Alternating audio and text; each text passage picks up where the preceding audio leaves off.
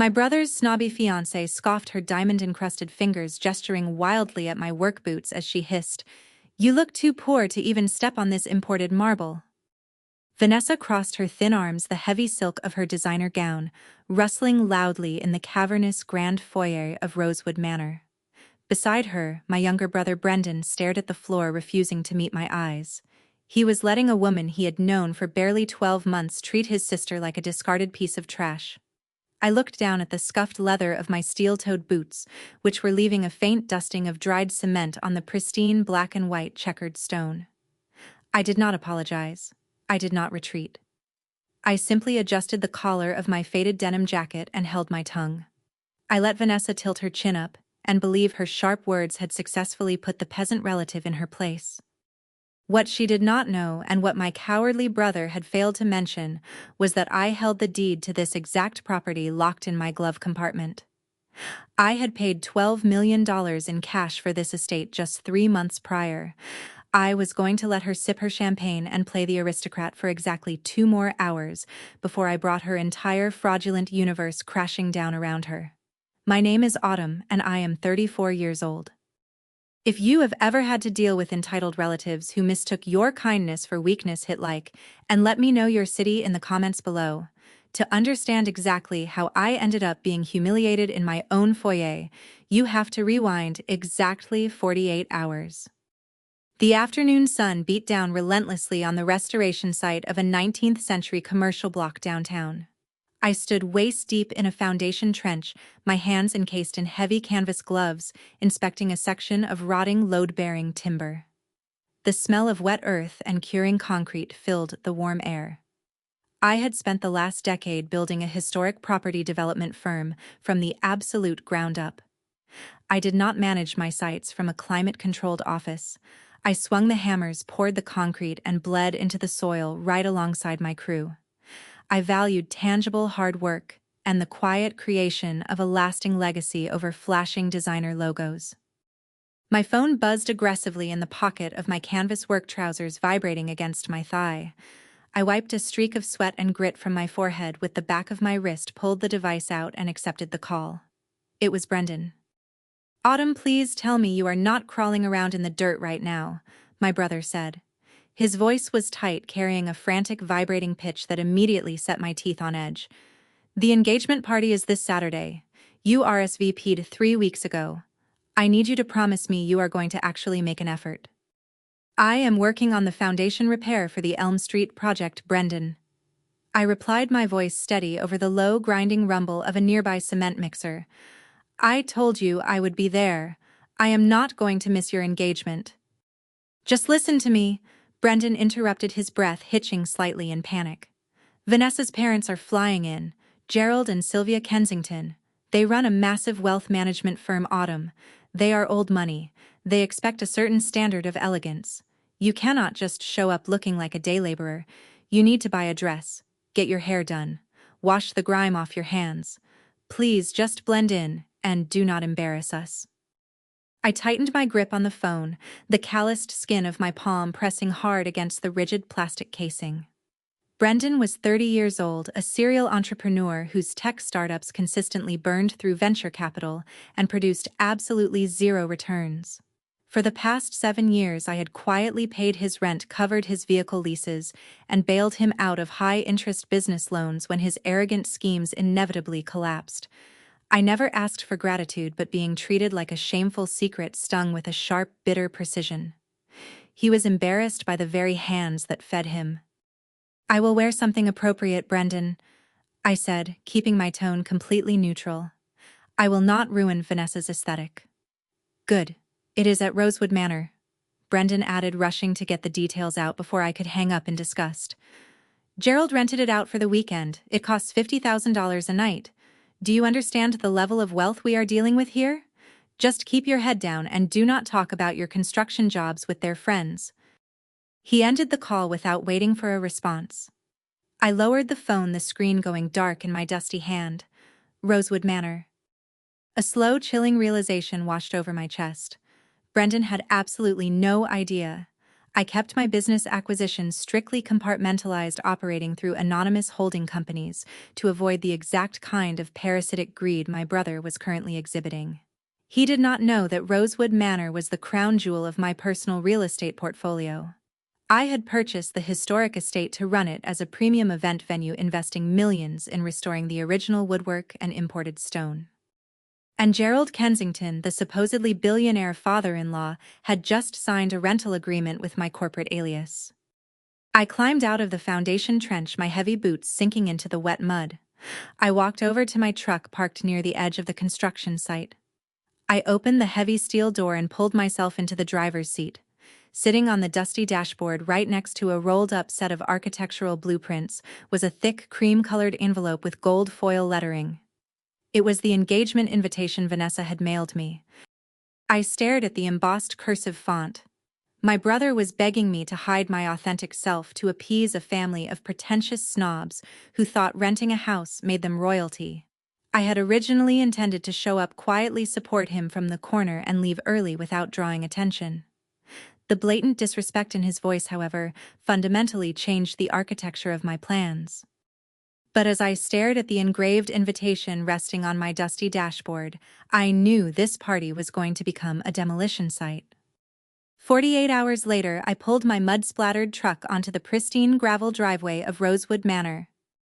The heavy, aggressive tread of my tires crunched loudly against the crushed white stone, completely disrupting the quiet, manicured elegance of the entrance. Lined up along the circular drive was a fleet of rented luxury vehicles, gleaming black sedans and imported sports cars designed to project an illusion of unlimited wealth. My 3/4-ton heavy-duty work truck, coated in a thick layer of dried gray clay from a morning foundation pour, stuck out like a rusted nail in a velvet jewelry box. I shifted the truck into park and turned the ignition off. Before I could even open my door, a young valet wearing a crisp black vest and a headset jogged over, holding up a white-gloved hand in a sharp, universally recognized gesture to halt. His eyes swept over my dented bumper, the steel toolboxes mounted in the truck bed, and the layer of construction dust coating my windshield. "Excuse me, ma'am," the valet said, pitching his voice loud enough to be heard over the idle of a nearby sports car. "The service entrance for contractors and catering staff is around the back of the property. You cannot park this vehicle here. We are expecting high-profile guests for a private engagement event." I rolled down my window, letting the cool afternoon air filter into the cab. I did not raise my voice or argue. "I am not a contractor for the event, I am a guest. My name is Autumn." The valet let out a short, patronizing scoff. He looked directly at my faded canvas work jacket and the heavy steel-toed boots resting on the floorboard. He tapped his digital tablet with a stylus. "I do not need to check the list, ma'am. This is an exclusive black-tie optional affair hosted by the Kensington family. I am going to have to ask you to turn this truck around immediately before I call estate security." He stood his ground, crossing his arms, fully prepared to physically block my vehicle. I did not waste my breath negotiating with a hired contractor who was simply trying to do his job. I unbuckled my seatbelt, opened the heavy steel door, and stepped out onto the gravel. The valet took a startled step backward. I reached past him, ignoring his sputtered protests, and firmly grasped the digital tablet resting on his podium. Before he could snatch it back, I tapped the top right corner of the screen 3 times to pull up the administrative bypass menu. I quickly punched in the 8-digit master override code. The screen instantly flashed a bright, undeniable green, displaying the word "Authorization Granted" in bold letters. The automated bollards blocking the VIP parking zone lowered smoothly into the ground with a quiet, mechanical hum. The valet stared at the screen, his mouth hanging slightly open.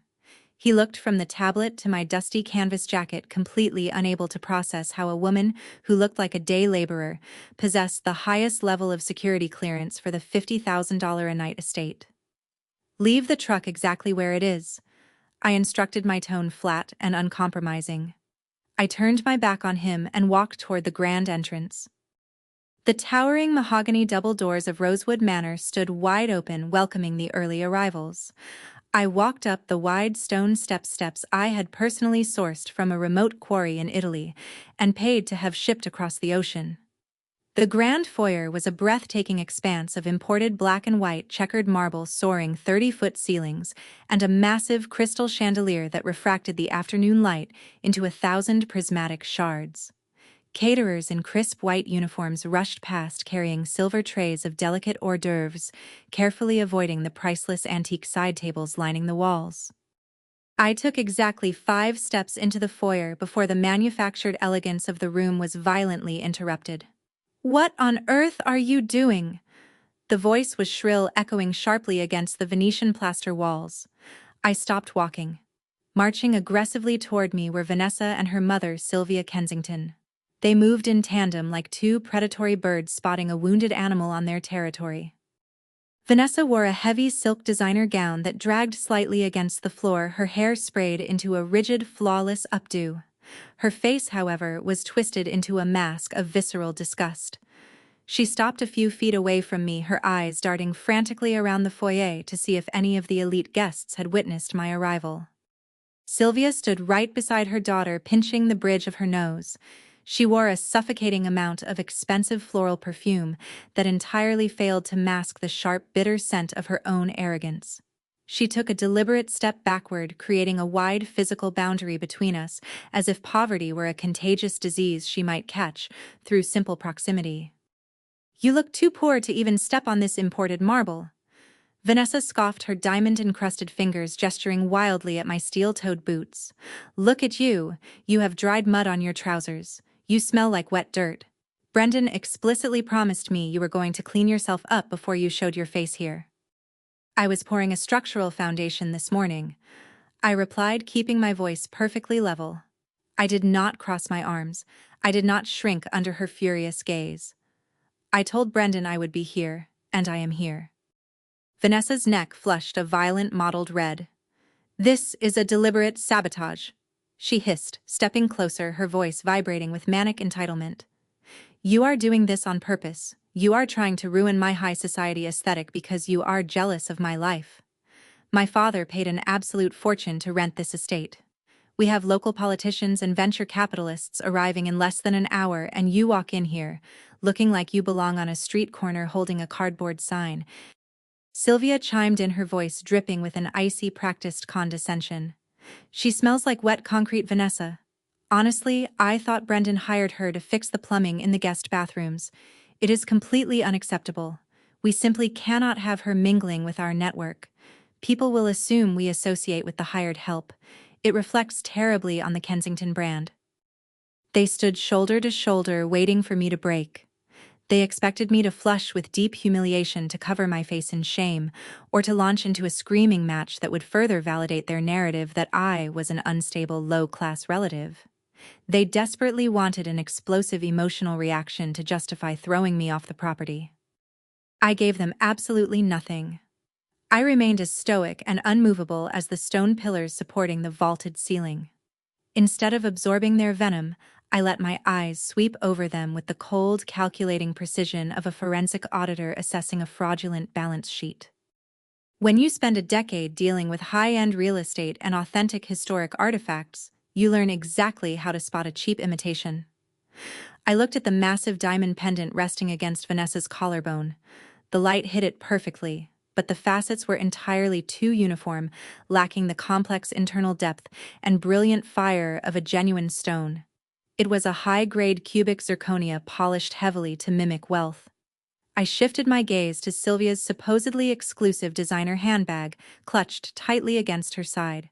It was a decent counterfeit, but the stitching along the leather handle was completely uniform and slightly frayed at the edges, the undeniable mark of an industrial sewing machine, not the meticulous hand-stitching of a European artisan. They were draped head to toe in fake luxury, standing inside a house they had rented to project an illusion of old money, and they were shouting at the woman who actually owned the ground beneath their feet. I looked past them, noting how Vanessa's heavy stiletto heels were carelessly scraping against the fragile hand-restored threshold of the main ballroom. They treated the priceless architecture with the blatant disrespect of people who had never built anything of lasting value in their entire lives. My jaw tightened, but I kept my breathing slow and measured. "Are you even listening to me?"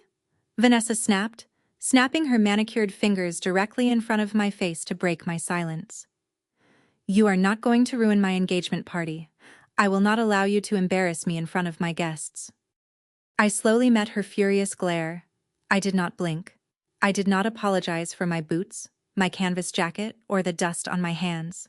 I let the heavy silence stretch between us, forcing her to wallow in her own erratic, unreciprocated aggression. She thought she had successfully put the poor relative in her place, completely unaware she was actively insulting the landlord. The grand ballroom was a suffocating sea of designer silk and artificial laughter. Guests poured continuously through the towering mahogany double doors, forming tight, exclusive clusters across the imported marble floor. Waiters navigated the rapidly growing crowd, balancing heavy silver platters of caviar and truffles on their fingertips. A string quartet positioned on a raised platform in the far corner played a frantic, upbeat tempo that barely managed to mask the sharp, piercing clatter of crystal goblets and aggressive networking. I stood near the perimeter of the room, leaning my shoulder against a massive stone pillar I had personally inspected for structural integrity just 6 months ago. I watched the elite socialites of the city air kiss one another, trading hollow compliments and sizing up their competition. I did not attempt to mingle. I was content to remain an invisible spectator in my own house, but simple invisibility was not enough for Vanessa. As the density of the crowd increased, I saw her scanning the room over the shoulders of her guests. Her eyes locked instantly onto the faded canvas of my work jacket. She tapped her mother's arm. Sylvia turned, her lips thinning into a hard, rigid line. They moved through the crowd in perfect synchronized hostility. They did not shout. They used the density of the room against me, stepping smoothly into my path and physically boxing me out of the main thoroughfare. Sylvia stepped aggressively to my left, her counterfeit designer bag pressing hard into my elbow, forcing me to take a step backward to avoid a collision. Vanessa flanked my right, her heavy stiletto heel stomping deliberately close to the steel toe of my boot. They corralled me backward step by coordinated step, pushing me away from the glittering chandelier and directly toward the swinging wooden doors of the catering kitchen alcove. "You are an absolute eyesore," Vanessa whispered, her voice dropping into a venomous hiss that only I could hear over the music. She reached out and snatched a heavy silver tray loaded with filled crystal champagne flutes from a passing waiter. Before I could raise my hands in protest, she shoved the cold metal edge of the tray directly against my chest. I had to grip the sides quickly to keep the expensive glassware from tipping over and shattering against the floor. "If you insist on standing around in construction clothes, you are going to make yourself useful," Vanessa commanded. The fake cubic zirconia pendant resting on her chest caught the dim light of the catering alcove. "You are going to walk around this perimeter and collect empty glasses. If anyone asks, you are temporary waitstaff. You will not speak to my father's associates. You will not mention Brendan's name. You will completely erase our association, or I will personally have security throw you out into the street." Sylvia crossed her arms, nodding in absolute unyielding agreement. "It is the only logical solution. You already look the part of a laborer. Do not ruin my daughter's night with your presence." Without waiting for a response, they turned their backs and melted seamlessly back into the sea of silk, leaving me standing in the shadows of the alcove holding a tray of champagne. The heavy wooden doors of the catering kitchen swung open behind me. Brendan stepped out into the alcove. His tailored tuxedo jacket was unbuttoned, and a thick sheen of nervous sweat coated his forehead. He saw me holding the silver tray, standing in the dark corner like a hired servant. For a brief, fleeting second, I expected my brother to snatch the tray from my hands. I expected the 30-year-old man whose debts I had paid for 7 years to finally stand up, walk straight into that ballroom, and demand basic respect for his own blood. Instead, Brendan let out a long, heavy exhale of relief. He stepped closer, his eyes darting frantically past my shoulder to ensure Vanessa was no longer watching him. He reached out and gripped my elbow, his fingers digging desperately into the thick canvas of my jacket. "Autumn, thank you," Brendan whispered, his voice trembling with a pathetic, nervous energy. "I know this is humiliating. I know Vanessa went too far. But you have to do this for me. Just for tonight." I stared down at his hand gripping my arm. "She just handed me a serving tray in our own family, Brendan. She told me to pretend I do not know you. Brendan swallowed hard. His Adam's apple bobbed sharply against his tight silk bow tie. He leaned in, his breath smelling faintly of gin and sheer panic. I need Gerald's money, Autumn. I need it right now. The tech startup is completely underwater. The servers were shut down this morning, the developers walked out 2 days ago, and I am maxed out on every single credit card I own. He was physically shaking. The arrogant entrepreneur facade he projected to the world was entirely gone, replaced by the cowardly boy who always begged for a bailout when his reckless gambling failed. Gerald is signing the term sheets on Monday. Brendan continued, his words rushing out in a frantic, desperate stream. He is injecting $2 million into my company. $2 million, Autumn. It saves everything. But Gerald is obsessed with image.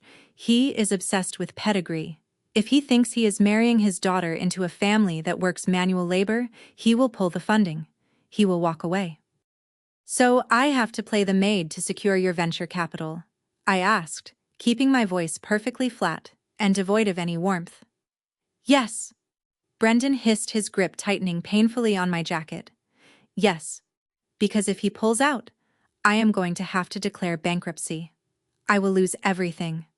Just hold the tray, Autumn, please. Just keep your head down, collect the glasses, and let Vanessa have her perfect night. You owe me this. You owe me this. The sheer audacity of those 5 words settled heavily into the center of my chest. I had sacrificed my weekends for years to pull him out of debt. I had funded his first 3 failed businesses without ever asking for a return on my investment. I had kept the roof over his head while he chased impossible, arrogant dreams. And now he was pricing my dignity and selling it for a $2 million lifeline from a man wearing a counterfeit watch. My forensic mind immediately seized on the glaring contradiction. Gerald Kensington was supposedly a billionaire titan of wealth management, ready to casually drop $2 million into a failing tech startup on a Monday morning. Yet I had already spotted the industrial machine stitching on his wife's handbag and the cloudy machine-cut facets of his daughter's jewelry. People with $2 million in liquid capital do not buy cheap replicas. They do not rent estates to pretend they own them. There was a massive, gaping hole in Brendan's financial savior, and I was holding the perfect ticket to inspect it from the inside. If I threw the tray down and caused a scene, I would just be the bitter, unhinged sister they already claimed I was. I would be escorted out and they would continue their charade. But if I accepted the role, I gained unrestricted access to the entire ballroom. Servants are invisible. Wealthy people do not guard their conversations around the waitstaff. They do not lower their voices when a maid collects their empty glasses. I looked at Brendan, watching the nervous sweat drip down his temple. The last remaining thread of my familial loyalty cleanly severed. Fine. I said, my voice eerily calm. I will hold the tray. Brendan sagged against the wall, swiping a shaking hand across his forehead. Thank you. I promise I will make this up to you. Just stay out of sight. He turned and scurried back into the brightly lit ballroom, rushing to reclaim his spot beside the woman who had just degraded his sister.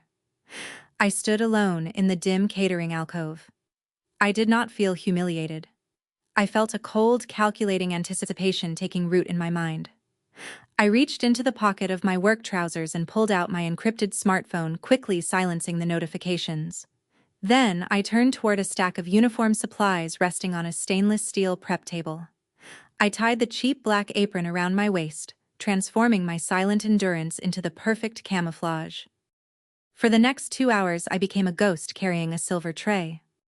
I navigated the dense crowd of 300 elite guests, slipping silently between clusters of rustling silk gowns and tailored tuxedos. When you wear a cheap black apron, the wealthiest members of society instantly strip away your humanity. You become a piece of mobile furniture, an object entirely devoid of ears, eyes, or a memory. They did not lower their voices when I approached. They did not break their eye contact with one another as they blindly discarded their empty crystal flutes onto my tray. I kept my head bowed, my dusty steel-toed boots muffled by the thick Persian rugs scattered across the imported marble floor, and allowed their profound arrogance to grant me absolute invisibility. I drifted toward the massive stone fireplace at the north end of the ballroom, where Gerald Kensington was holding court. He stood with his chest puffed out, swirling a glass of dark amber bourbon surrounded by a tight circle of local city council members and regional real estate developers. I stepped into their periphery, silently collecting a discarded cocktail napkin from a nearby mahogany side table and tuned my ears to his booming baritone. "We are currently leveraging a highly aggressive cross-collateralization strategy," Gerald boasted, waving his free hand dismissively. "My firm just secured over $40 million in unencumbered offshore liquidity. The domestic markets are entirely too stagnant for the aggressive yield generation my top-tier clients demand. We are bypassing the traditional regulatory red tape entirely to maximize our quarterly dividends." I wiped the surface of the table with a white cloth, my face completely blank, while my mind rapidly audited his arrogant monologue. In high-level property development, I dealt with corporate finance on a daily basis. Gerald was speaking in hollow buzzwords. No legitimate wealth management firm secures $40 million in unencumbered cash without heavily audited asset-backed securities. He was using a chaotic word salad to dazzle local politicians who lacked the financial literacy to call his bluff. I stepped closer, offering the silver tray to a councilman who had finished his champagne. As Gerald raised his hand to gesture broadly, the French cuff of his bespoke shirt slipped back, revealing a massive, supposedly platinum chronograph watch. He positioned his wrist deliberately, ensuring the lighting from the crystal chandelier caught the metal casing. He wanted everyone in the circle to see the undeniable proof of his success. I stared at the timepiece as I reached across the small gap between us. The casing was thick and polished to a blinding shine, but the glass covering the dial lacked the distinct blue hue of authentic anti-reflective sapphire crystal. More damning was the movement. A true mechanical masterpiece of that caliber possesses a sweeping second hand that glides across the dial in a seamless, continuous motion. Gerald's second hand ticked. It stuttered rigidly from one second to the next, betraying the cheap battery-powered quartz movement housed inside the counterfeit shell. He was projecting the image of an untouchable billionaire while wearing a $50 replica. The illusion of the Kensington Empire began to unravel completely when I moved toward the grand archway leading to the outdoor terrace. I spotted Sylvia Kensington backing a vice president of a regional commercial bank into a secluded corner. She was leaning in far too close, her posture rigid, and her voice tight with poorly concealed panic. I paused near a towering floral arrangement, turning my back to them as I pretended to organize the empty glasses on my tray. "It is merely a temporary bridge extension," Sylvia insisted, her voice vibrating with a sharp, brittle edge. She clutched her counterfeit designer handbag so tightly her knuckles were stark white against the dark leather. "Gerald just needs a short-term liquidity injection to cover the end-of-month margin calls. We have outstanding receivables arriving in less than 30 days. You know our portfolio is perfectly sound." The banking executive physically shifted his weight, crossing his arms protectively over his chest. He looked over her shoulder, desperately searching for an exit route. "Sylvia, your firm's debt-to-equity ratios are completely overextended. My underwriting department red-flagged the latest application. I cannot authorize a 7-figure credit line extension on an unsecured promise. The bank requires physical collateral, and Gerald has leveraged everything down to the studs." Sylvia's jaw clenched. The mask of the haughty aristocratic matriarch slipped, exposing a frantic, drowning woman thrashing for a lifeline. They were not old money. They were a sinking ship running a fraudulent grift to maintain their lifestyle, and they were attempting to drag my brother's venture capital dreams down into the abyss with them. Before I could fully process the sheer magnitude of their impending bankruptcy, a sharp grating sound echoed from the grand staircase. It was the unmistakable sound of metal scraping violently against antique wood. I turned my head. Vanessa was parading up the first 3 steps of the grand staircase, showing off the sweeping architectural curve to a pair of her sneering bridesmaids. She spun around, laughing loudly, and deliberately kicked her heavy stiletto heel backward against the baseboard of the 18th-century mahogany wainscoting. The sharp metal spike of her heel gouged a deep, jagged trench directly into the hand-carved European wood. A cold, heavy knot of fury tightened in the center of my chest. I had spent 3 months painstakingly sourcing the exact antique mahogany required to restore that specific staircase, hiring specialized artisans to match the centuries-old patina perfectly. Vanessa did not even look down at the damage. She simply continued her story, treating the priceless historic estate like a cheap rental hall. She descended the stairs and strutted over to a delicate 17th-century French marquetry table resting near the entrance. She took a sip from a heavily sweating condensation-covered crystal goblet. Instead of using one of the dozens of silver coasters provided on the bar, she slammed the wet glass directly onto the porous antique wood surface. The icy water immediately began to seep into the centuries-old veneer, threatening to warp the intricate floral inlay. She then snapped her manicured fingers directly in the face of a passing waiter. "You," she barked, her voice carrying a toxic entitlement. "Go to the kitchen and find me the crab cakes, and tell the chef they were served entirely too cold last time. Hurry up!" I stood perfectly still in the shadows of the archway, my canvas jacket rubbing against the cheap black apron. My face remained a completely unreadable mask, but beneath the surface my forensic mind was actively calculating the destruction. $2,000 to restore the mahogany wainscoting, $5,000 to repair the water damage on the French marquetry table. Thousands of dollars in careless, arrogant vandalism committed by a family that did not possess a single dime of actual liquid wealth. I tightened my grip on the silver tray until the metal edges dug painfully into the calluses on my palms. I watched Gerald lie to the politicians, Sylvia beg the banker, and Vanessa systematically destroy my property. They were playing a high-stakes game of financial roulette, and the wheel was about to stop spinning. The manufactured elegance of the evening shattered at exactly 9 o'clock. The string quartet was in the middle of a sweeping, energetic waltz, and the 300 elite guests were fully intoxicated by the illusion of the Kensington Empire. I stood near the massive arched windows, my cheap black apron still tied over my dusty canvas work jacket, watching the room. While her parents were busy playing their desperate high-stakes games in the corners, Vanessa was the one who fundamentally craved an audience. She needed to document her fabricated aristocratic lifestyle for the thousands of strangers who followed her social media accounts. I watched her hand her half-empty champagne glass to one of her sneering bridesmaids. She pulled out her smartphone, her diamond-encrusted fingers tapping the screen to initiate a video recording. She directed her bridesmaids to fan out, instructing them to capture a sweeping cinematic shot of her heavy silk designer gown against the backdrop of the grand ballroom. Her eyes scanned the room for the perfect focal point, and my stomach instantly tightened into a cold, hard knot.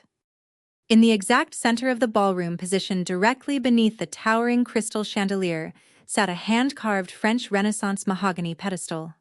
Atop that fragile 300-year-old display column rested the undisputed crown jewel of Rosewood Manor's private historical collection, a pristine 17th-century Ming Dynasty porcelain vase. The artifact was breathtaking, featuring twisting cobalt blue dragons painted meticulously across flawless white ceramic.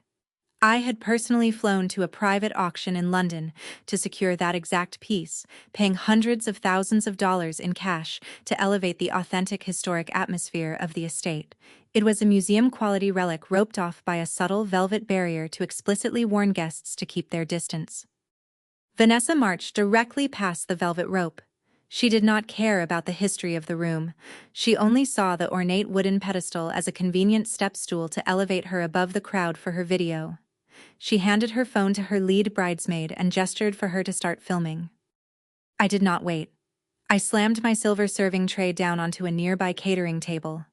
The crystal glasses rattled violently against the metal, drawing a sharp, annoyed glare from a passing socialite, but I ignored her.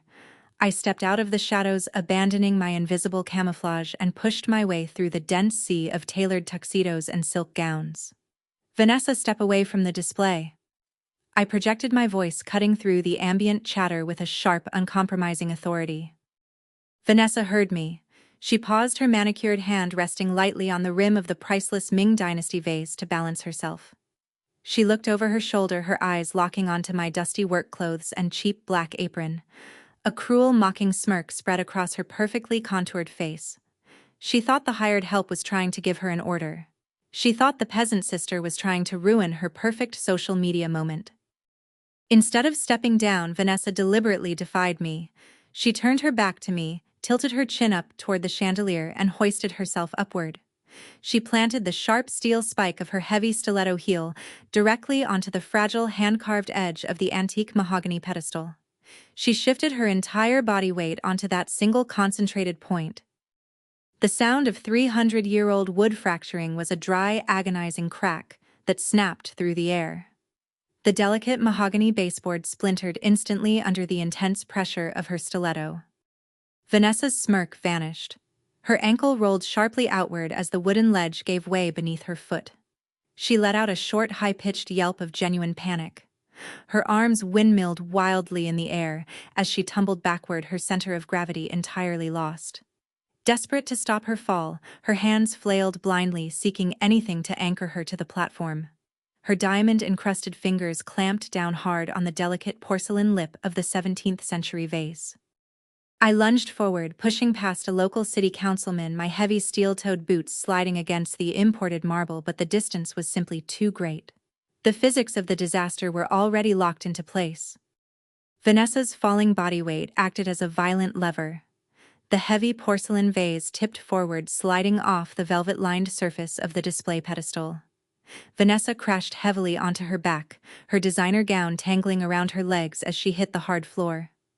A fraction of a second later, the artifact followed her down. The Ming Dynasty vase plummeted through the air and impacted the solid black and white checkered marble. The explosion of porcelain was deafening. It sounded like a bomb detonating inside a glass house. The priceless, flawless white ceramic obliterated into 1,000 jagged shards. A cloud of fine, chalky dust erupted into the air, mingling with heavy chunks of cobalt blue pottery that skittered and spun across the polished floor, striking the expensive leather shoes of the surrounding guests.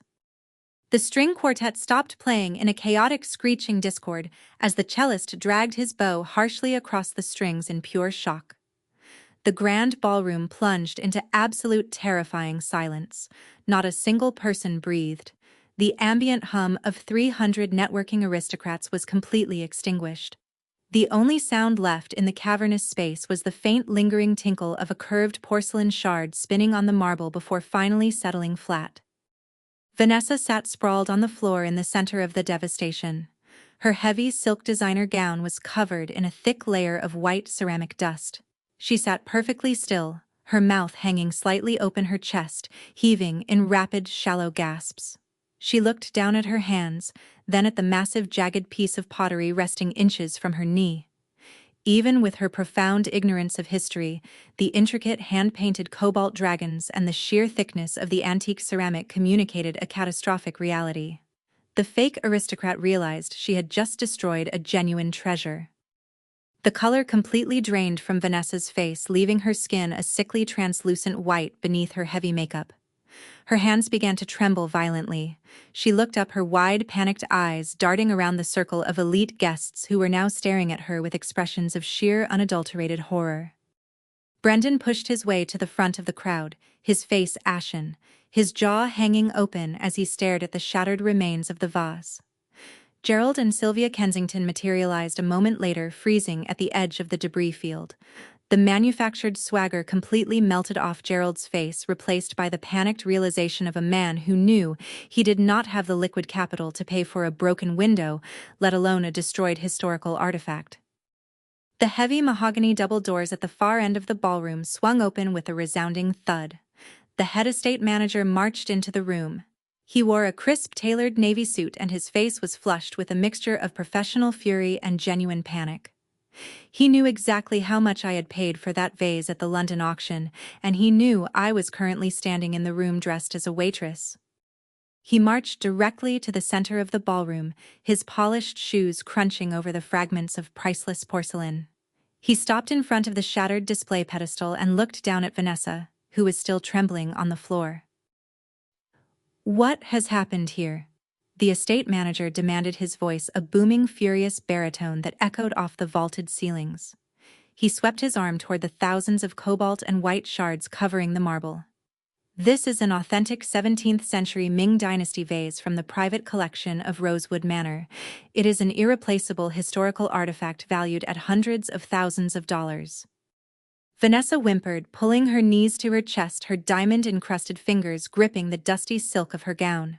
She looked frantically at her father, begging him silently to intervene to pull out his black card and make the scary man go away. But Gerald stood paralyzed, his counterfeit watch ticking uselessly on his wrist, absolutely entirely incapable of offering salvation. The crowd gasped in horrified silence, waiting for someone to absorb the devastating financial blow. Without missing a beat, Vanessa extended a trembling, manicured finger directly at my chest. The raw, unadulterated terror that had frozen her face just seconds prior instantly morphed into a mask of malicious, calculated survival. She looked down at the pulverized remains of the 17th century Ming Dynasty vase, then up at the estate manager's furious expression, and finally she locked her eyes onto my cheap black apron. The gears in her mind turned with violent desperation. She knew she did not possess the liquid capital to replace a priceless historical artifact, but she also knew she possessed a scapegoat standing merely 10 feet away. "She pushed me!"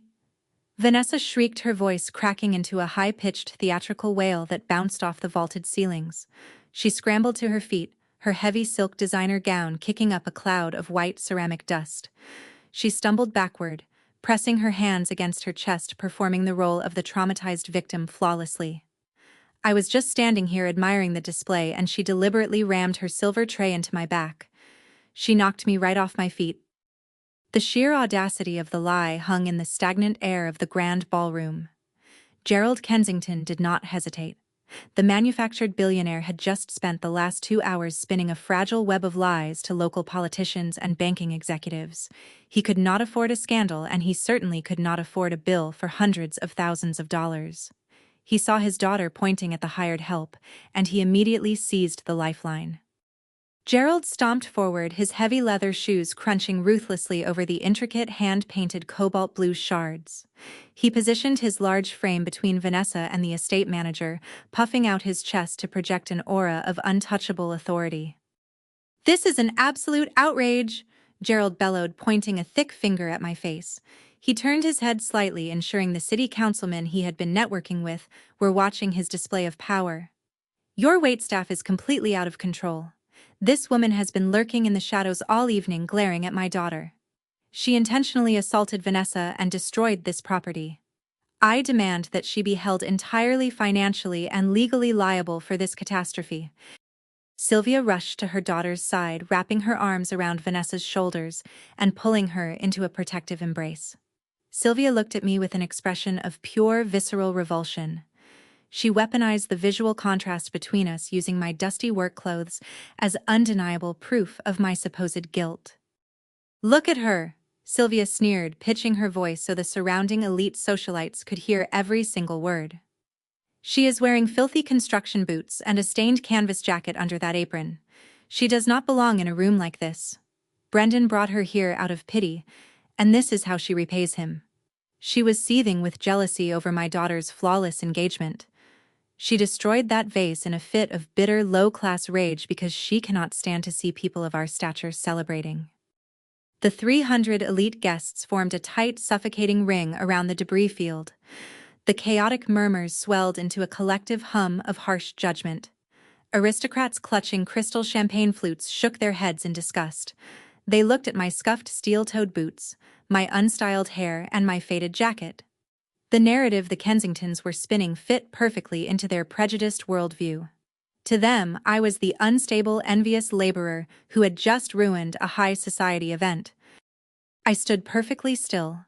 I did not drop my silver serving tray. I did not raise my voice to deny the accusations. I simply absorbed the collective hostility radiating from the crowd, letting their unfounded hatred wash over me like a cold wave. The head estate manager turned his attention away from Vanessa and faced me. He planted his polished shoes at the edge of the velvet rope barrier, his jaw tight. He was a seasoned professional with 2 decades of experience in high-end hospitality, a man I had personally recruited and hired, with a lucrative salary to oversee the operations of Rosewood Manor. He knew exactly who I was. He knew that I owned every single square inch of the imported marble beneath his feet. And he knew that I had paid for that shattered Ming Dynasty vase with a single unencumbered wire transfer. He stared at my cheap black apron, his brow furrowing in profound momentary confusion. He looked at the screaming Kensingtons, then back at me, his eyes searching my face for a command. He was 1 second away from addressing me by my rightful title and shutting down the entire charade. I held his gaze. I kept my expression completely blank, devoid of any panic or anger. Slowly, deliberately, I lowered my chin just a fraction of an inch, a subtle, barely perceptible shake of my head. The estate manager's posture stiffened. The confusion in his eyes evaporated instantly, replaced by a flash of clinical understanding. He was a professional, and he knew how to read a room. He recognized that I was actively trapping the Kensingtons, and he immediately adjusted his role to spring the snare. He pivoted sharply, squaring his shoulders toward me, adopting the fierce, uncompromising tone of a manager disciplining a rogue employee. "Is this true?" the estate manager barked, stepping toward me with aggressive, manufactured fury. "Did you assault this guest and destroy this display? You realize the artifact you just reduced to rubble is worth more than you will earn in a lifetime." "She absolutely did," Vanessa shrieked from the safety of her mother's arms, her confidence surging now that the manager was backing her up. "I want her removed from this property immediately. I want her arrested for assault." I shifted my gaze away from the manager and looked across the ballroom. My eyes locked directly onto Brendan. My younger brother was standing near the grand archway leading to the terrace. He had a completely unobstructed view of the center of the room. He had watched Vanessa climb onto the fragile mahogany pedestal. He had watched her stomp her stiletto heel into the antique wood. He had seen her fall backward and drag the priceless porcelain down with her. He knew with absolute certainty that I was standing 10 feet away when the artifact shattered. I waited. The silence stretched heavy and suffocating. One sentence from Brendan would end the lie. One simple declaration of the truth would clear my name and expose Vanessa for the careless vandal she truly was. Brendan stared at me. A thick bead of sweat rolled down his temple, catching the light of the crystal chandelier. His chest heaved against his tailored tuxedo shirt. He looked at Vanessa, who was clinging to her mother in fake distress. He looked at Gerald, who was aggressively posturing in front of the regional politicians holding the metaphorical key to the $2 million Brendan desperately needed to save his failing tech startup. Brendan swallowed hard. His knuckles turned stark white as he gripped his champagne flute. He broke eye contact with me, lowering his head, and took a slow, deliberate step backward, shrinking away into the dense crowd of socialites. He chose the money. He chose the fake aristocratic illusion over his own blood. The last remaining vestige of familial obligation inside my chest severed with a clean surgical precision. There was no more disappointment. There was no more pity for his weakness.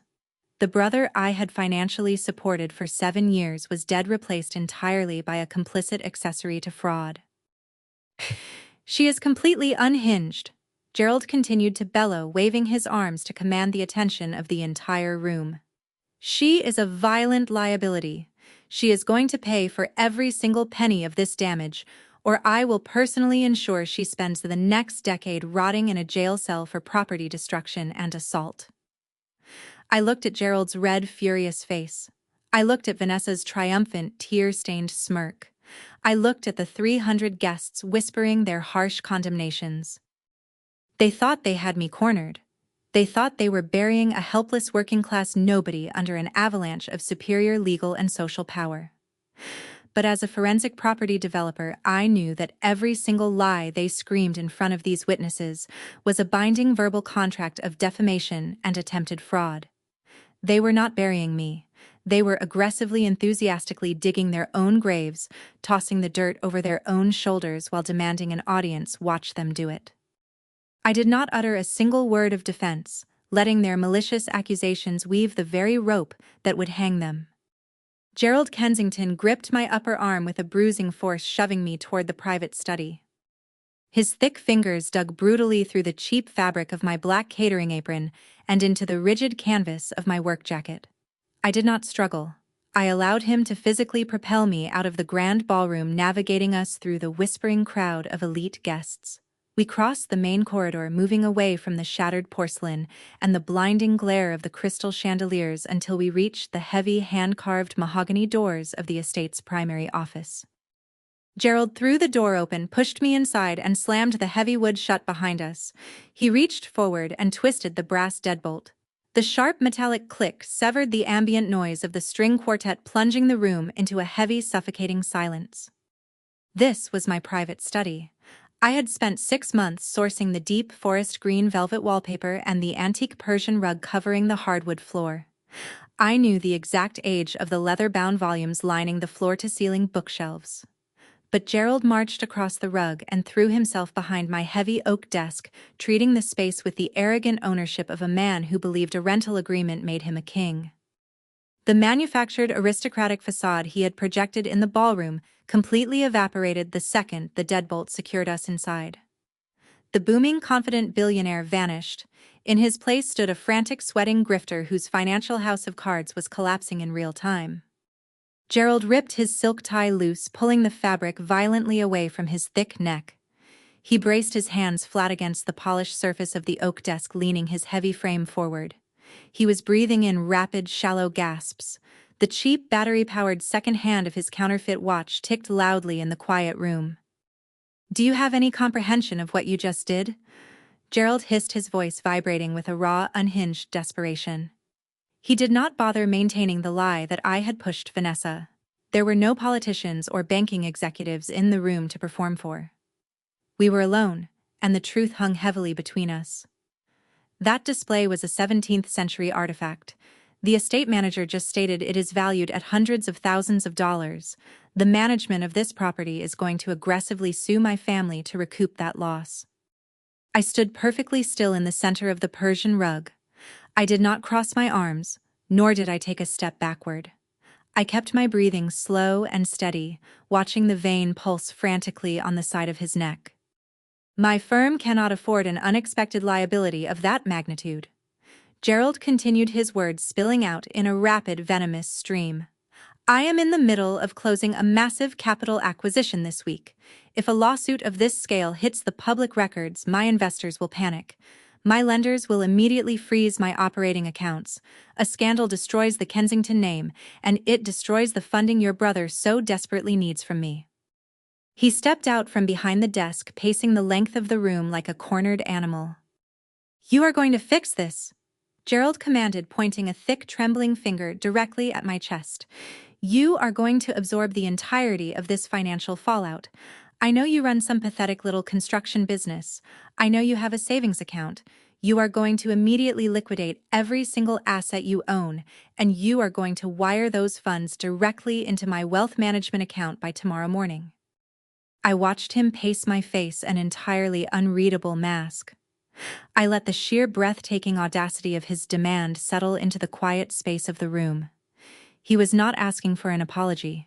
He was not asking me to take the blame and negotiate a payment plan with the estate. He was actively attempting to extort my life savings to plug the catastrophic holes in his own sinking business. "And it is not just the cost of the vase," Gerald added, his chest heaving as he manufactured further outrage. He stopped pacing and leaned his heavy frame against the edge of a leather reading chair.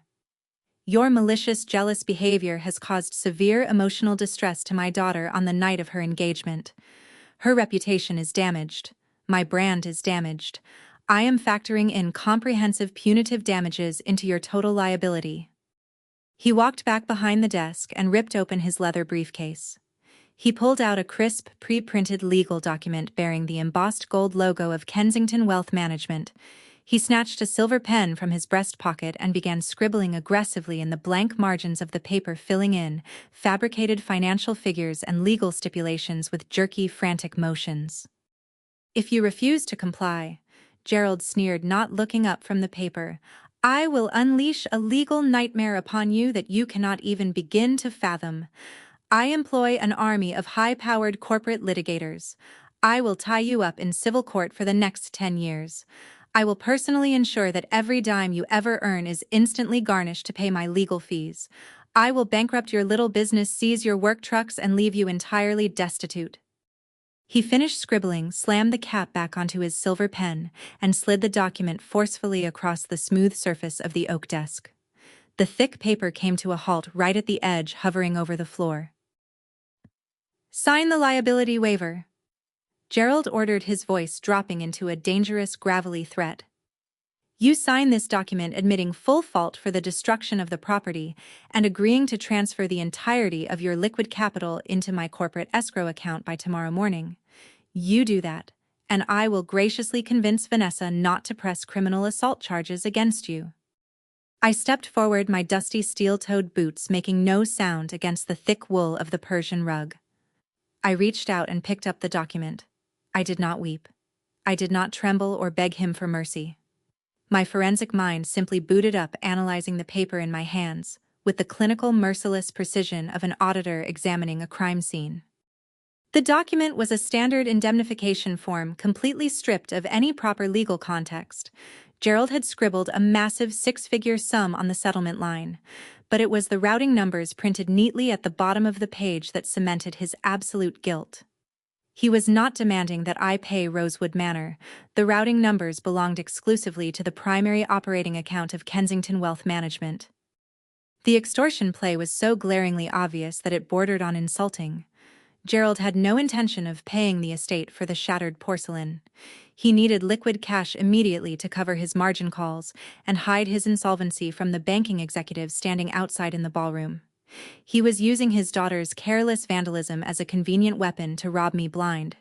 He planned to drain my life savings, dump the money into his fraudulent Ponzi scheme to keep it afloat for a few more weeks, and leave me holding the bag for the property damage.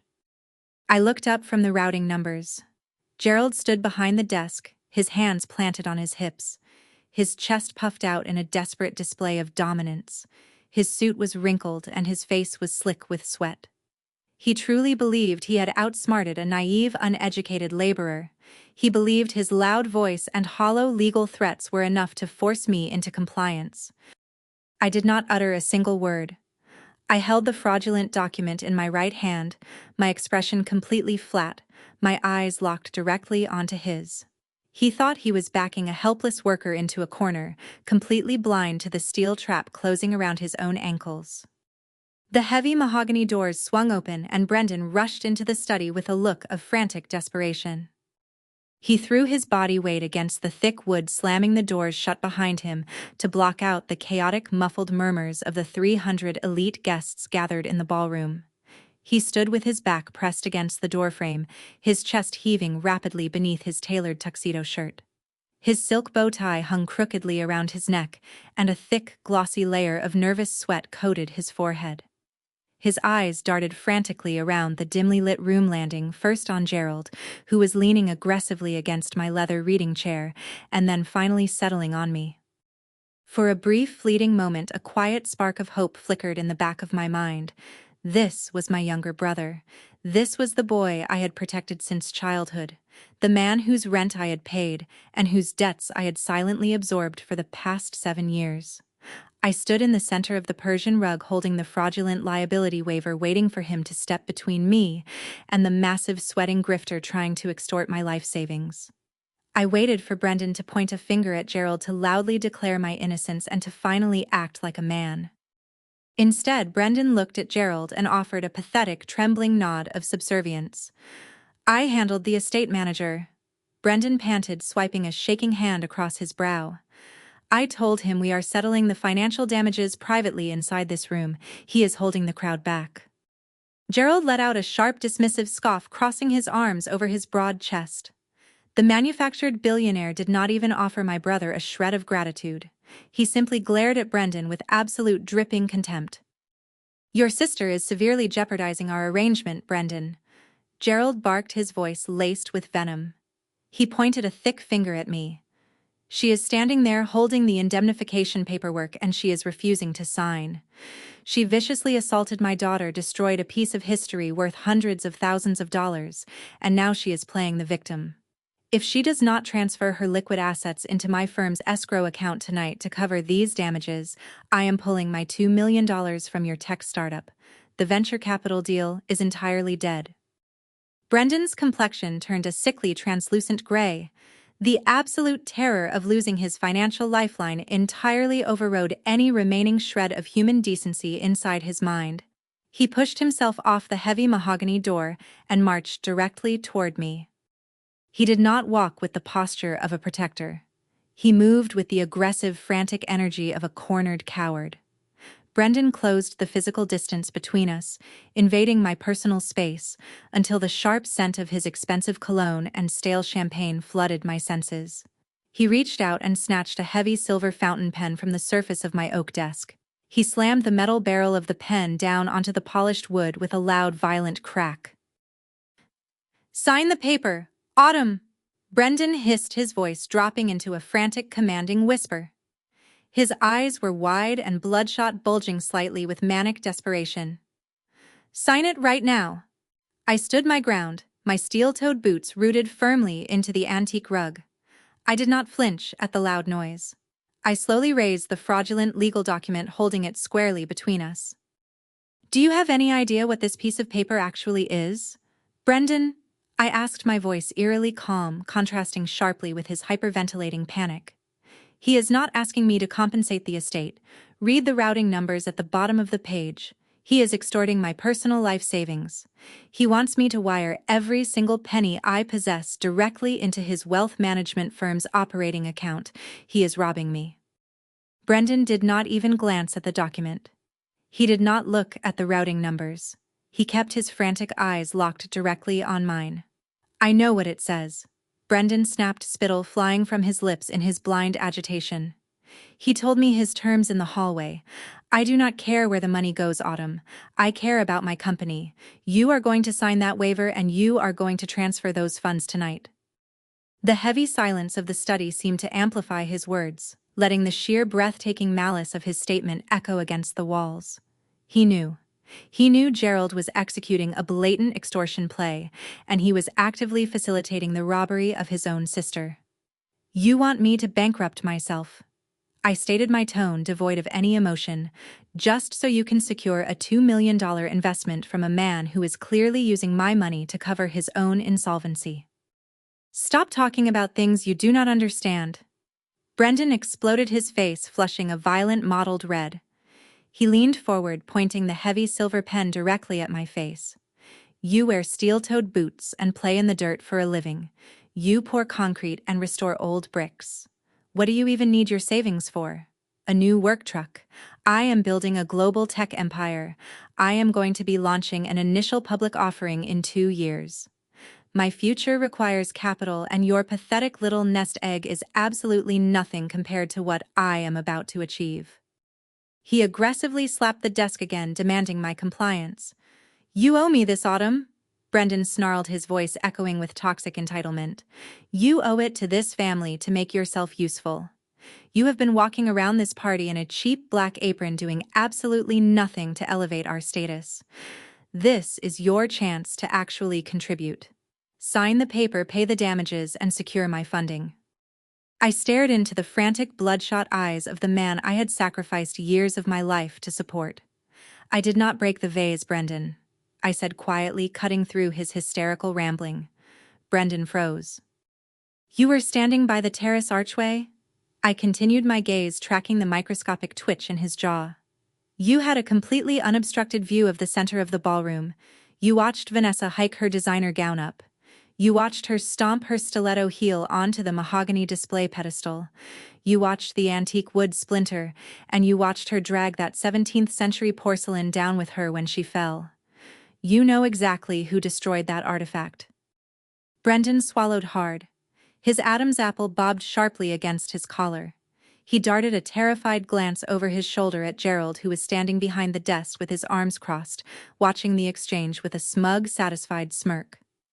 Gerald did not care that Brendan knew the truth. Gerald only cared about the leverage. Brendan turned back to me, dropping his voice to a harsh, venomous whisper. "Of course I saw her do it." Brendan admitted, the callousness of his words striking with the force of a physical blow. "She was careless. She was trying to film a video. But it does not matter what the truth is, Autumn. Do you hear me? It does not matter." He stepped even closer, his face inches from mine, his eyes gleaming with a ruthless, parasitic greed. "She is Vanessa Kensington," Brendan hissed. "She is a socialite. She has an elite brand to maintain. If she takes the fall for destroying an artifact worth hundreds of thousands of dollars, she becomes a laughingstock in this city. Gerald will be humiliated in front of the local politicians. He will cut my funding instantly and I will be ruined. He reached out and tapped the cheap fabric of my catering apron. But you, Brendan sneered, looking me up and down with profound, unadulterated disgust. You are just a ghost in a black apron. You are used to being invisible. No one out there cares about a clumsy, jealous caterer. You take the blame, you pay the money, and I get my $2 million. That is how family works, Autumn. You sacrifice your pride for the greater good of the dynasty. I stood perfectly still in the center of the antique Persian rug. For the past 7 years I had quietly absorbed his failures. I had written checks to cover his missed rent, paid off his luxury car leases, and swallowed the blatant disrespect he hurled at my profession, all under the naive belief that family required unconditional loyalty. But as I listened to him explicitly admit that he was willing to destroy my entire future, my reputation, and my financial stability, just to protect the fabricated image of a careless vandal, that naive belief instantly died. My heart did not break. It did not fracture or bleed. It simply froze, crystallizing into something solid, sharp, and entirely devoid of mercy. I looked at the heavy silver pen resting on my desk. I looked at the sweating, desperate grifter standing near my leather chair. And finally, I looked at the weak, cowardly boy standing in front of me, realizing he was no longer my brother. He was just another hostile parasite waiting to be systematically eradicated from my property. My own brother had just priced my future and sold it to buy his way into a fraudulent aristocracy. I stared at the fraudulent legal document trembling in Brendan's cowardly hands. He aggressively thrust the heavy silver fountain pen toward my chest again, his knuckles stark white from the force of his grip. He expected me to shatter. He expected the overwhelming social pressure, the threat of legal ruin, and the crushing betrayal of my own flesh and blood to finally break my silent endurance. He waited for the tears to spill over my eyelashes, for my shoulders to collapse, and for me to meekly sign away the foundation of my entire life. I did not reach for the silver pen. I reached out and plucked the thick watermarked paper directly from his shaking fingers. The document bore the embossed gold crest of Kensington Wealth Management at the top header. In the center of the page, Gerald had hastily scrawled a fabricated settlement amount of $500,000, demanding I wire the funds by the next morning to compensate for the shattered 17th-century porcelain and the supposed emotional distress inflicted upon his daughter. I held the paper up, catching the warm light of the desk lamp. I did not look at the fabricated settlement amount. My eyes dropped immediately to the standard corporate footer printed neatly at the absolute bottom of the page. "Well?" Gerald demanded, his voice thick with arrogant impatience. He leaned back against the edge of my heavy oak desk, crossing his arms over his broad chest. The cheap battery-powered movement of his counterfeit watch ticked loudly in the quiet study. "Stop stalling. The estate manager is waiting outside. You sign that paper or I open these doors and let the authorities drag you out in handcuffs for property destruction." I ignored his hollow threat. I kept my eyes entirely locked on the 9-digit American Bankers Association routing number and the corresponding SWIFT code printed in the lower margin. When you spend a decade building a historic property development firm from the ground up, executing cash acquisitions on properties worth tens of millions of dollars, you do not just learn how to pour concrete. You learn the intricate, microscopic architecture of commercial finance. You learn how to vet massive construction loans, how to track anonymous corporate aliases, and how to spot a high-risk offshore holding entity from a mile away. I recognized the first 4 digits of the routing sequence instantly. 0210. I recited aloud, my voice dropping into a low, terrifyingly calm register. Gerald stopped tapping his polished leather shoe against the antique Persian rug. His thick arms remained crossed, but the smug, self-satisfied smirk on his face faltered for a fraction of a second. I lowered the paper, shifting my gaze from the document directly to Gerald's sweating face. "This is not a standard commercial routing number for a legitimate wealth management operating account." I stated, the cold, clinical precision of my words cutting through the heavy tension in the study. "This prefix belongs to a regional clearinghouse that specifically handles subprime high-yield debt restructuring. Legitimate investment firms do not use this institution to hold unencumbered client liquidity. They only use this institution when their primary banking partners have officially frozen their assets. Gerald's arms dropped slowly to his sides. The manufactured billionaire facade began to peel away, revealing the raw, exposed nerve beneath. "What are you talking about?" Brendan snapped, looking wildly between Gerald and me. He pointed at the document in my hand. "Stop making up excuses. Autumn, just sign the waiver so we can get out of here." I did not even look at my brother. I kept my eyes locked on Gerald, watching the blood actively drain from his cheeks, leaving a sickly, translucent pallor behind. "You do not want this money to pay Rosewood Manor for the broken vase." I continued, taking a slow, deliberate step forward. "If you wanted to indemnify the estate, you would have listed their corporate trust account. But you listed a limited liability shell company registered in Delaware, a shell company currently utilizing a high-risk clearinghouse." Gerald opened his mouth to speak, but his throat was entirely paralyzed. He swallowed hard, his Adam's apple bobbing sharply against his tight collar. "I heard Sylvia cornering the commercial banking vice president in the ballroom 20 minutes ago," I said, my voice eerily flat, devoid of any anger or malice. "I heard her begging for a temporary bridge extension to cover your end-of-month margin calls. I heard the banker explicitly state that your firm's debt-to-equity ratios are completely overextended, and that your latest credit application was red-flagged by the underwriting department." Gerald took a stumbling half-step backward. His heavy frame bumped against the edge of my oak desk. His thick fingers blindly grasped the polished wood behind him, desperate for a physical anchor as his reality actively fractured. "You are running a Ponzi scheme, Gerald," I whispered, the absolute certainty of the statement hanging in the air like a guillotine blade. "Your domestic markets are not stagnant. Your firm is entirely insolvent. You have leveraged your client funds down to the studs to maintain this pathetic illusion of old money. You are facing massive margin calls on Monday morning, and you do not possess a single dime of liquid capital to cover them." "Shut your mouth!" Gerald gasped, his voice cracked, stripping away the booming baritone and leaving behind a reedy, panicked wheeze. "You do not know anything about my firm. You are a laborer. You are a nobody." "I know that legitimate wealth managers do not wear $50 replica watches with stuttering quartz movements," I countered, my eyes dropping to his wrist. "And I know that men with $40 million in offshore liquidity do not desperately attempt to extort $500,000 from a woman in a black catering apron to keep the lights on." The absolute terror of his exposure broke his mind completely. A thick bead of cold sweat broke loose from his hairline, tracing a slow, agonizing path down his pale temple. His chest heaved in rapid, shallow jerks. He realized I was not a naive, uneducated worker. He realized he had just handed a documented paper trail of his attempted extortion directly to a woman who fundamentally understood the mechanics of his financial crimes. Brendan stared at Gerald, his eyes wide and panicked. The cognitive dissonance was actively short-circuiting his brain.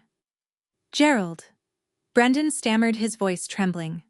"What is she talking about? Tell her she is crazy. Tell her about the $2 million for my venture capital round." I finally turned my head to look at my brother. "There is no venture capital, Brendan," I said, my tone laced with absolute chilling finality. "He does not have $2 million to invest in your failing tech startup. He does not even possess $50,000 to pay for the rental of this estate. He needed my life savings to pay out the early investors of his fraudulent fund before the federal authorities realize his vaults are completely empty." "That is a lie!" Gerald shrieked, launching himself off the edge of the desk. He pointed a shaking, sweaty finger at my face, reverting to blind, primal intimidation. "I will destroy you. I will call my corporate litigators right now. I will have you buried in civil court for defamation."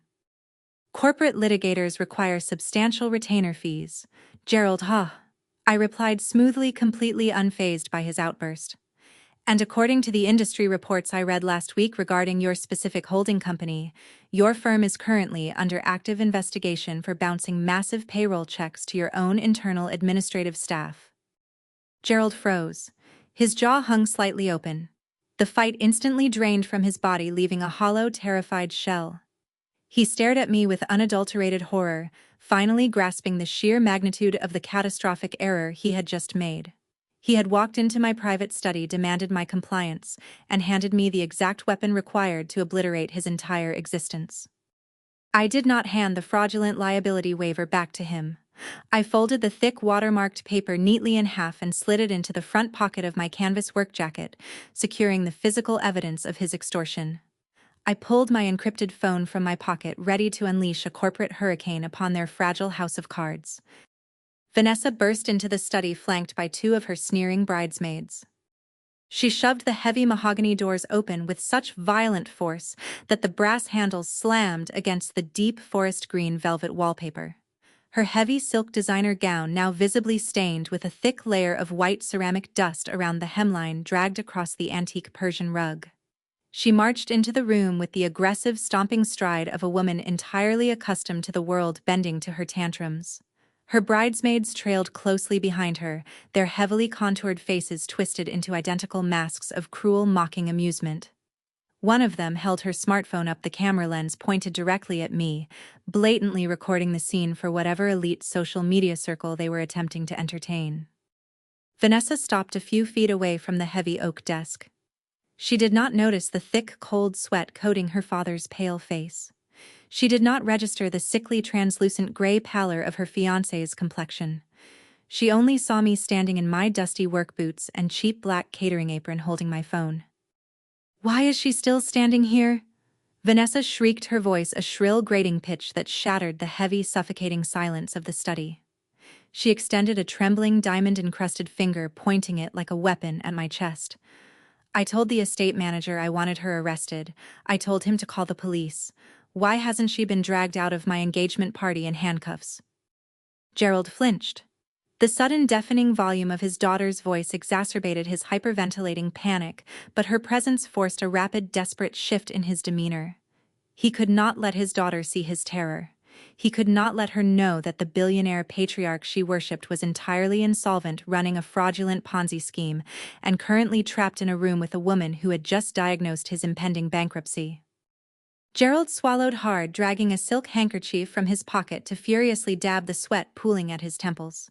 He forced his shoulders back, puffing out his chest to project a fabricated aura of absolute control. "Vanessa, sweetheart, calm down." Gerald stammered, his voice lacking its usual booming resonance. "We are handling the legalities. We are settling the financial compensation for the artifact she destroyed." Vanessa crossed her arms, her chest heaving with manufactured outrage. She turned her furious glare away from her father and locked it directly onto Brendan. My brother was gripping the edge of a leather reading chair so tightly his knuckles were completely bloodless. He had just heard me explicitly expose Gerald's insolvency. He had just listened to the undeniable proof that the $2 million venture capital investment he was counting on did not exist. Yet when Vanessa looked at him, the cowardly boy instantly submitted to the delusion. Facing the reality that his tech startup was dead and his future father-in-law was a grifter was simply too painful for his fragile ego. He actively chose the lie. "Brendan," Vanessa snapped, stomping her intact stiletto heel against the antique rug. "You promised me a flawless engagement. You promised me elegance. Instead, I am standing in a room covered in dust because this peasant relative of yours cannot control her jealous rage. She is ruining my high society aesthetic. She is toxic, and she is an absolute embarrassment to the Kensington brand." The bridesmaids giggled, leaning into each other as they continued to record my silent endurance. "If you do not throw her out right now, this wedding is off," Vanessa demanded, delivering the ultimate ultimatum with cold, calculated cruelty. "Choose right now, Brendan. Choose between your toxic low-class sister or your future wife, because I refuse to breathe the same air as a woman who smells like wet concrete." Brendan did not hesitate. The pathetic, desperate greed rooted deep within his character overrode decades of shared history and blood. He looked at me, his eyes contorted with a pathetic, displaced rage. He blamed me for the collapse of his illusion. He blamed me for exposing the truth he desperately wanted to ignore. "You heard her, Autumn," Brendan hissed, his voice trembling with toxic entitlement.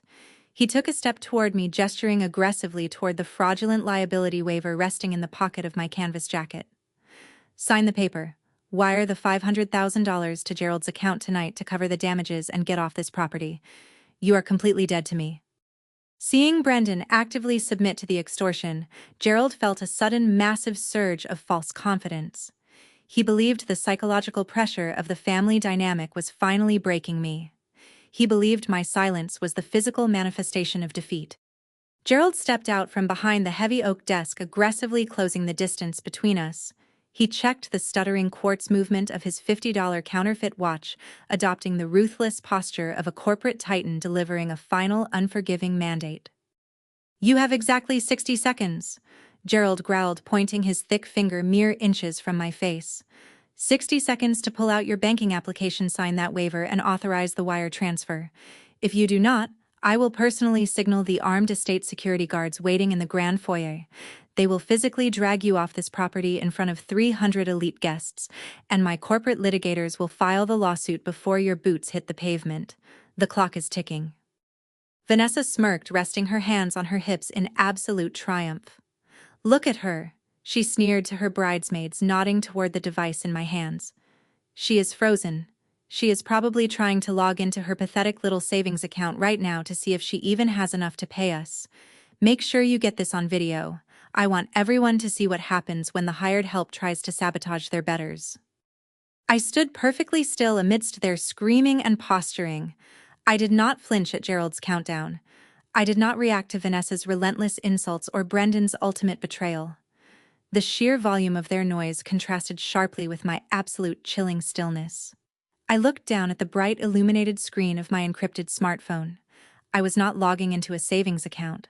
I was opening a secure, highly encrypted messaging channel directly linked to my corporate attorney, Elias. Elias was a cutthroat legal mastermind, a man who built his entire reputation on dismantling corporate fraudsters and executing aggressive asset seizures with clinical ruthless precision. He managed the anonymous holding companies that shielded my massive real estate portfolio. He knew I was attending a party at Rosewood Manor tonight, and he was on high alert waiting for my signal in case the event required administrative intervention. My thumbs moved rapidly across the digital keyboard, my face an impenetrable mask of cold calculation. Target, Gerald Kensington. Kensington Wealth Management. I typed the words flowing effortlessly as I documented the execution order. Attempted extortion and severe property damage at Rosewood Manor. Counterfeit assets confirmed. Insolvent operating accounts confirmed. The tenant has breached the rental agreement. 45 seconds. Gerald shouted, his voice echoing off the leather-bound volumes lining the bookshelves. Do not test me, I will ruin your life. I ignored the booming voice of the grifter and continued typing. Execute final protocols, I instructed Elias. Revoke the rental agreement effective immediately. Initiate total asset freeze on all Kensington holdings associated with our financial network. Contact the Regional Field Office of the Federal Bureau of Investigation and the Securities and Exchange Commission. Dispatch federal authorities to the estate for active wire fraud and attempted extortion. 30 seconds. Brendan chimed in, stepping closer, his face slick with desperate sweat. Just do it, Autumn. Stop being so incredibly selfish. I did not look at my brother. I added one final devastating directive to the encrypted message. I am authorizing the immediate deployment of the estate's private armed security detail to the main study. It is time to clear the property. 10 seconds. Gerald bellowed, his face turning a violent mottled red. He marched toward the heavy mahogany doors, grabbing the brass handles to throw them open and summon the guards he believed worked for him. You brought this entirely on yourself. I watched Vanessa cross her arms, her diamond-encrusted fingers tapping against her silk gown as she waited eagerly for my violent physical humiliation to commence. I looked at the three villains, utterly consumed by their blind parasitic arrogance, completely unaware that they were standing in a room owned by their victim. I sent a single heavily encrypted text message to my attorney, officially initiating the countdown to their absolute destruction. The heavy oak doors of the study flew open as 4 armed estate security guards marched into the room. Gerald, who had been aggressively moving toward the exit just a fraction of a second prior, let out a sharp gasp. He scrambled backward to avoid the heavy wooden panels, his thick leather shoes slipping awkwardly against the antique Persian rug. He collided hard with a mahogany side table, rattling a heavy brass lamp. The 4 security personnel did not move like standard event bouncers. They moved with the synchronized predatory discipline of a highly trained private tactical unit. They wore immaculate dark suits, coiled acoustic earpieces resting behind their ears and heavy utility belts displaying their authorized enforcement gear. They fanned out instantly upon entering the study, securing the perimeter of the room and completely blocking the only exit. Gerald quickly recovered his balance. He grabbed the lapels of his wrinkled suit jacket and yanked them downward desperately, trying to salvage his dignified facade. His chest puffed out. He genuinely believed that his booming aggressive countdown had alerted the estate staff. He thought his loud hollow threats had magically conjured this private army to do his bidding. "It is about time you arrived," Gerald barked, pitching his voice to echo off the leather-bound volumes lining the bookshelves. He pointed a thick, sweaty finger directly at me. "This woman is an absolute menace. She has been harassing my family. She destroyed a priceless artifact in the ballroom, and she is now refusing to cooperate with our private settlement. Restrain her immediately."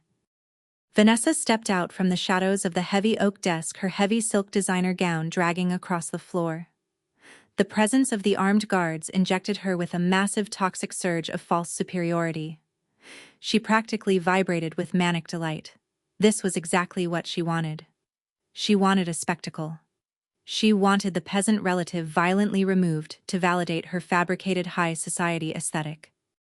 "Did you not hear my father?" Vanessa shrieked, pointing her diamond-encrusted finger at my cheap black catering apron. "Grab the trespasser. She does not belong here. Look at her dusty work boots. She smells like a construction site. I want you to grab her by her cheap canvas jacket and throw her directly into the street. Make sure everyone in the ballroom sees you dragging her out." Her two bridesmaids giggled maliciously. The bridesmaid holding the smartphone stepped forward, angling the camera lens to ensure she captured my impending physical humiliation in high definition. They were entirely ready to broadcast my destruction to their shallow digital audience. I shifted my gaze toward Brendan. My younger brother was standing near the leather reading chair, his face a sickly translucent white. When the armed guards entered the room, he physically cowered, taking a deliberate step backward to hide behind Gerald's bulky frame. He folded his arms tightly across his chest, refusing to look at me. He was actively preparing to watch heavily armed strangers assault the sister who had paid his rent for the last 7 years, all to protect his desperate delusion of securing a $2 million venture capital investment. I stood perfectly still in the center of the room. I did not raise my hands in defense. I did not take a single step backward. I slipped my encrypted smartphone into the pocket of my canvas work trousers, letting my hands fall relaxed at my sides. The lead security guard, a towering man with an impeccably straight posture and cold, observant eyes, raised a single gloved hand to his earpiece. The faint, rhythmic burst of radio static crackled in the quiet room. Elias, my cutthroat corporate attorney, was clearly on the other end of the encrypted channel, confirming the execution of my digital directive. The lead guard lowered his hand from his ear. He looked at Gerald. He looked at Vanessa. His face remained an entirely unreadable mask of absolute professional detachment. He did not nod to them. He did not acknowledge Gerald's booming commands or Vanessa's shrill demands. He began to march across the antique Persian rug. The heavy, rhythmic thud of his tactical boots echoed in the suffocating silence of the study. The 3 other guards immediately adjusted their positions, stepping forward to mirror his advance. Vanessa crossed her thin arms over her chest. She stood directly in the guard's path, positioning herself as the aristocratic lady of the house, directing her loyal servants. She tilted her chin up, a wide, triumphant smirk spreading across her perfectly contoured face. She braced herself to watch the guard seize my arms and force me to my knees. The lead guard did not slow down. He closed the distance, moving directly toward the center of the room. As he reached Vanessa, he did not pause. He did not politely ask her to step aside. He simply kept walking, his broad shoulder brushing past her heavy silk gown with such forceful, uncompromising momentum that the displaced air caused her to stagger slightly to the left. Vanessa's mouth dropped open. She let out a sharp, confused gasp, spinning around to watch his back as he marched completely past her. The 3 other guards immediately adjusted their positions, stepping forward to mirror his advance as they flanked me, creating an impenetrable barrier between me and the family. Vanessa's triumphant smirk dissolved into a mask of pure, unadulterated horror as the heavily armed guards bypassed her completely. The lead security officer snapped into a crisp salute, addressing me with absolute reverence. He planted his feet firmly onto the rug, his spine straight, his shoulders pulled back into a rigid, flawless posture. "Ma'am," the lead guard announced, his voice a booming, resonant baritone that commanded absolute, unquestioning authority. "The perimeter is entirely secured. We have locked down the main gates and isolated the ballroom, awaiting your executive orders." The entire room froze in a paralyzing shock. Gerald's jaw hung completely slack. His arms, previously crossed in an aggressive display of dominance, fell limply to his sides. The cheap battery-powered second hand of his counterfeit watch ticked loudly against the deafening quiet, but he did not move a single muscle. His eyes bulged in his head, darting wildly between my cheap black catering apron and the crisp, respectful posture of the heavily armed guard.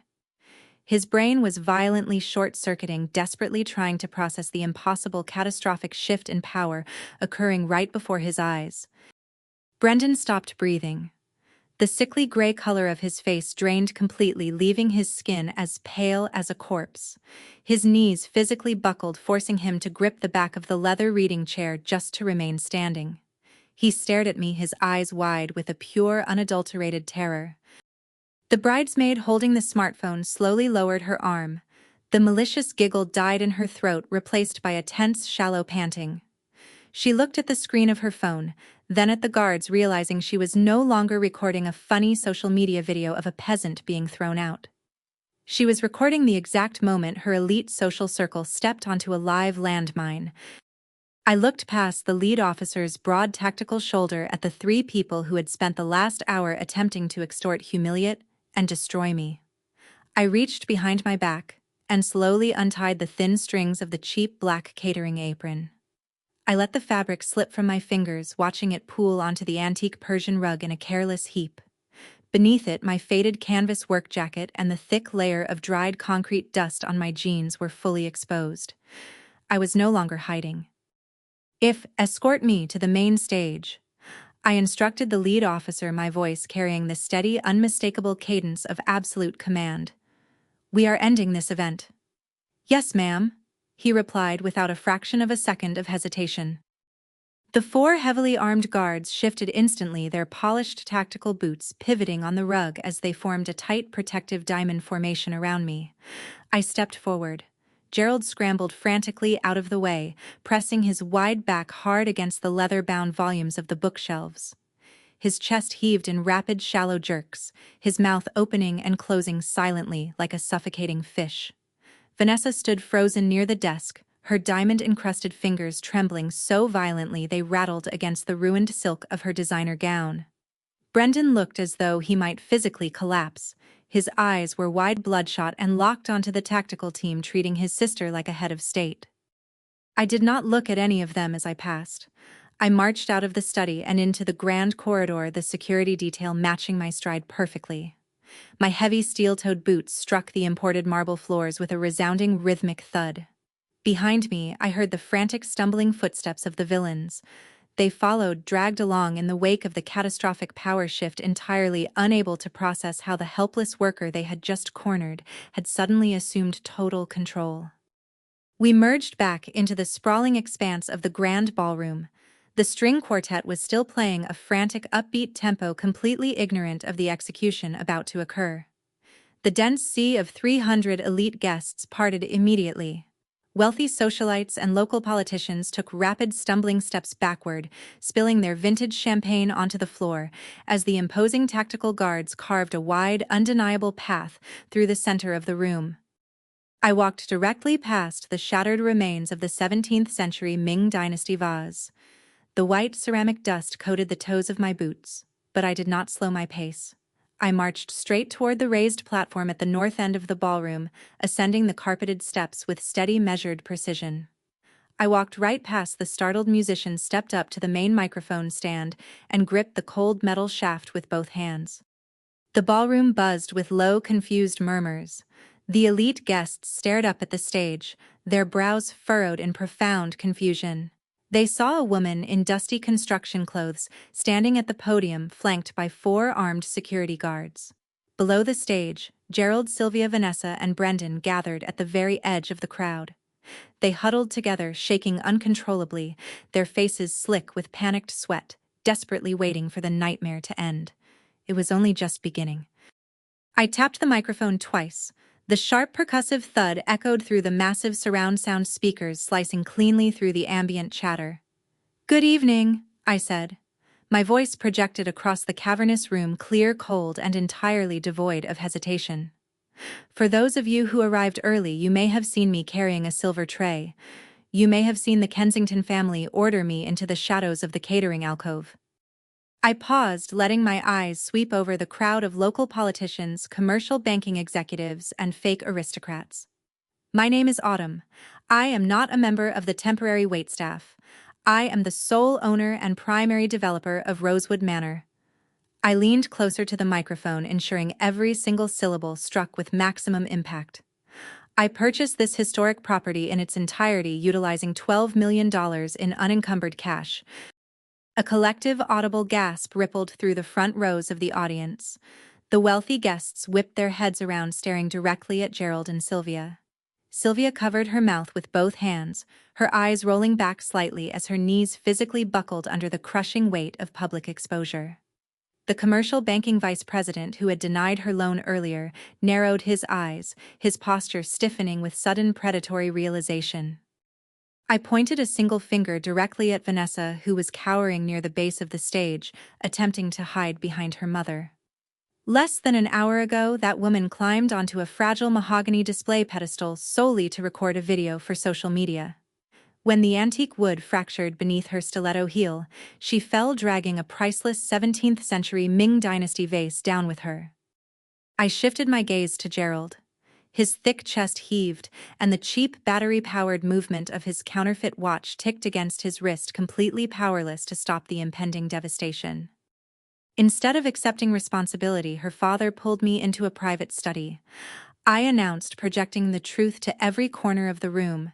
He attempted to extort my personal life savings, threatening me with fabricated litigation if I did not immediately wire $500,000 into his wealth management firm's operating account to cover his own impending bankruptcy. The whispers in the ballroom erupted into a chaotic, horrified clamor. Investors in the crowd who had trusted Gerald with their portfolios glared at him with furious, wide eyes. Gerald shrank backward, raising his trembling hands in a pathetic gesture of defense, but there was nowhere left to hide. I gripped the microphone tighter, leaning forward over the podium. "As the legal landlord of this estate, I do not tolerate extortion, and I absolutely do not tolerate the reckless destruction of historic artifacts." I locked eyes with Gerald, delivering the final devastating blow. "Gerald Kensington, due to gross property damage and severe breach of contract, your rental agreement is officially and permanently revoked. You are trespassing on my property." I looked at the lead security guard standing to my right and gave a single definitive nod. "This event is terminated immediately," I declared. I stepped back from the microphone and looked at the string quartet. The musicians froze their bows, hovering awkwardly over their polished wooden instruments.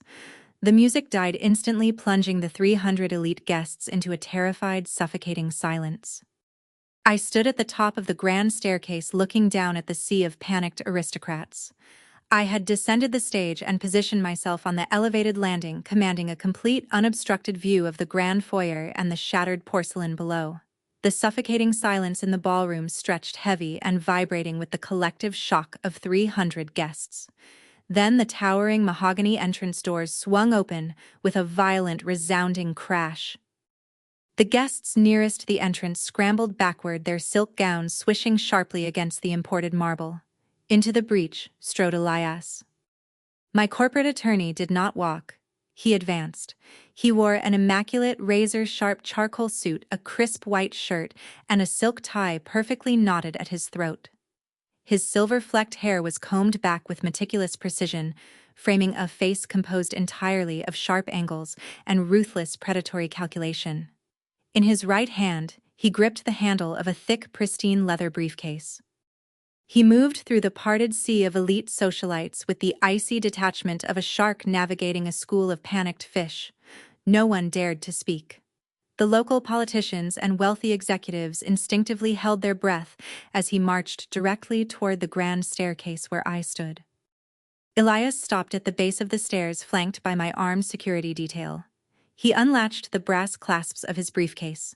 The sharp metallic clicks echoed like gunshots in the quiet ballroom.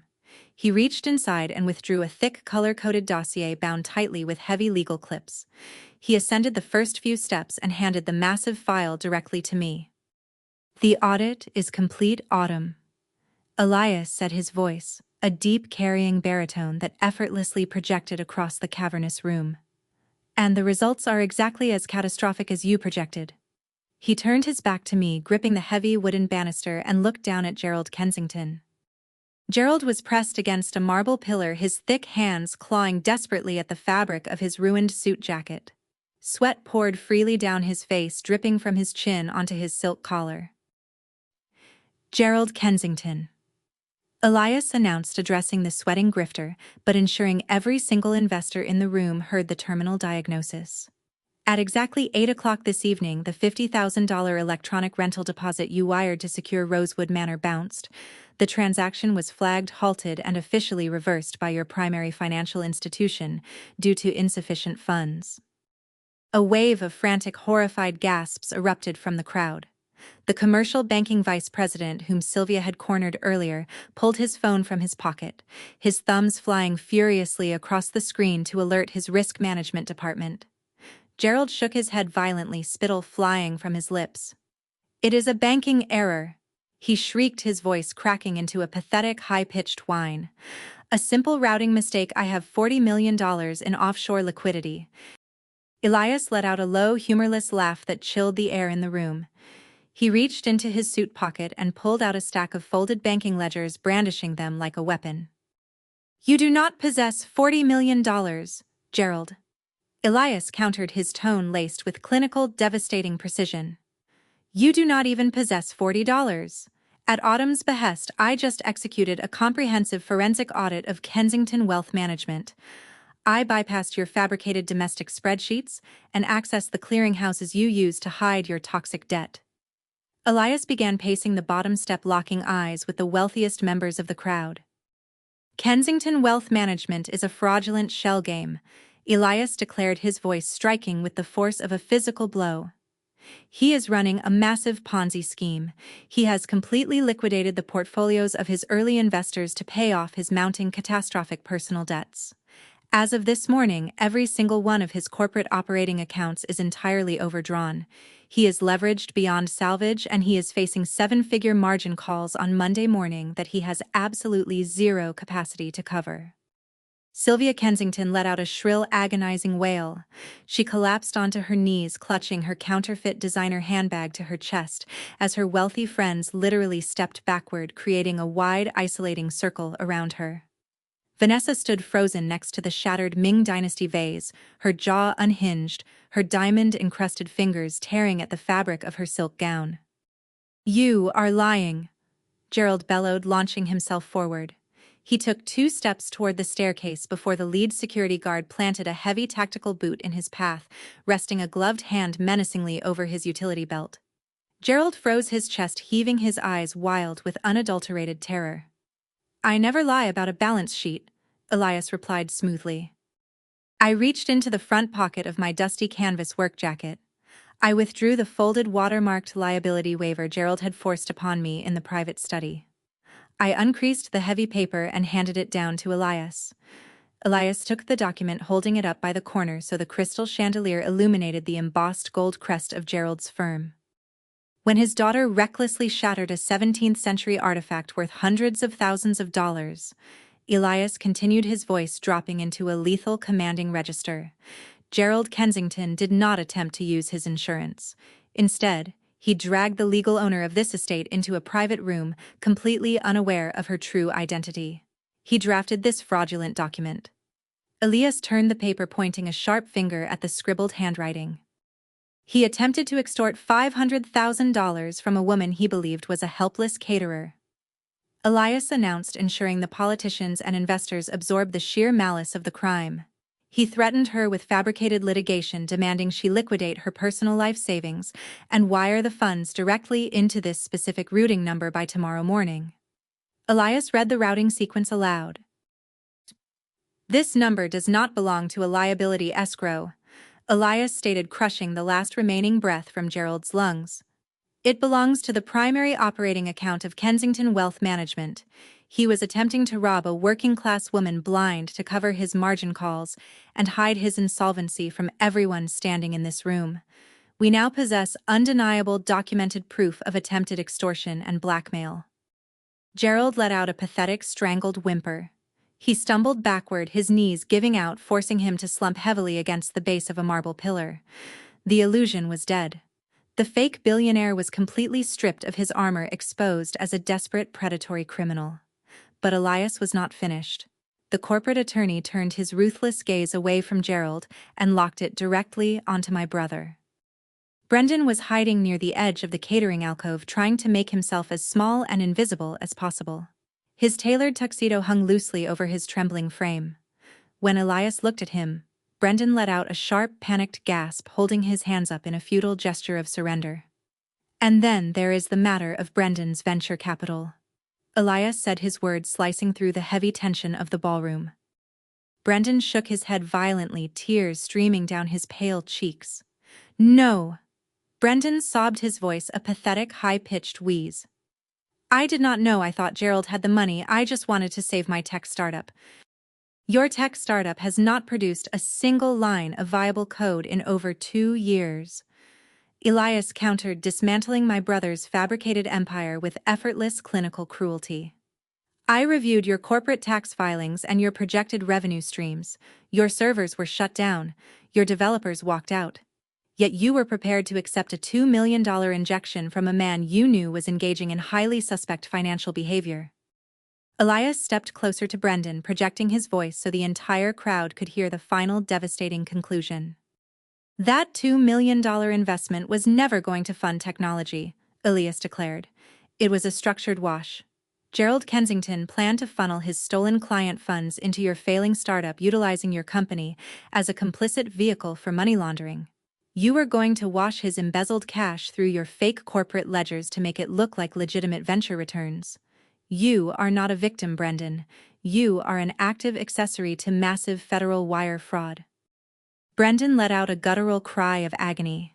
He grabbed his own hair, pulling at the roots as he dropped to the marble floor, curling into a pathetic, trembling ball. He had sold out his sister, priced my future, and actively facilitated my attempted extortion, all for the promise of dirty money that was going to land him in a federal penitentiary. The execution was total. The Kensington family's fake aristocracy and my brother's fraudulent tech empire were entirely simultaneously obliterated.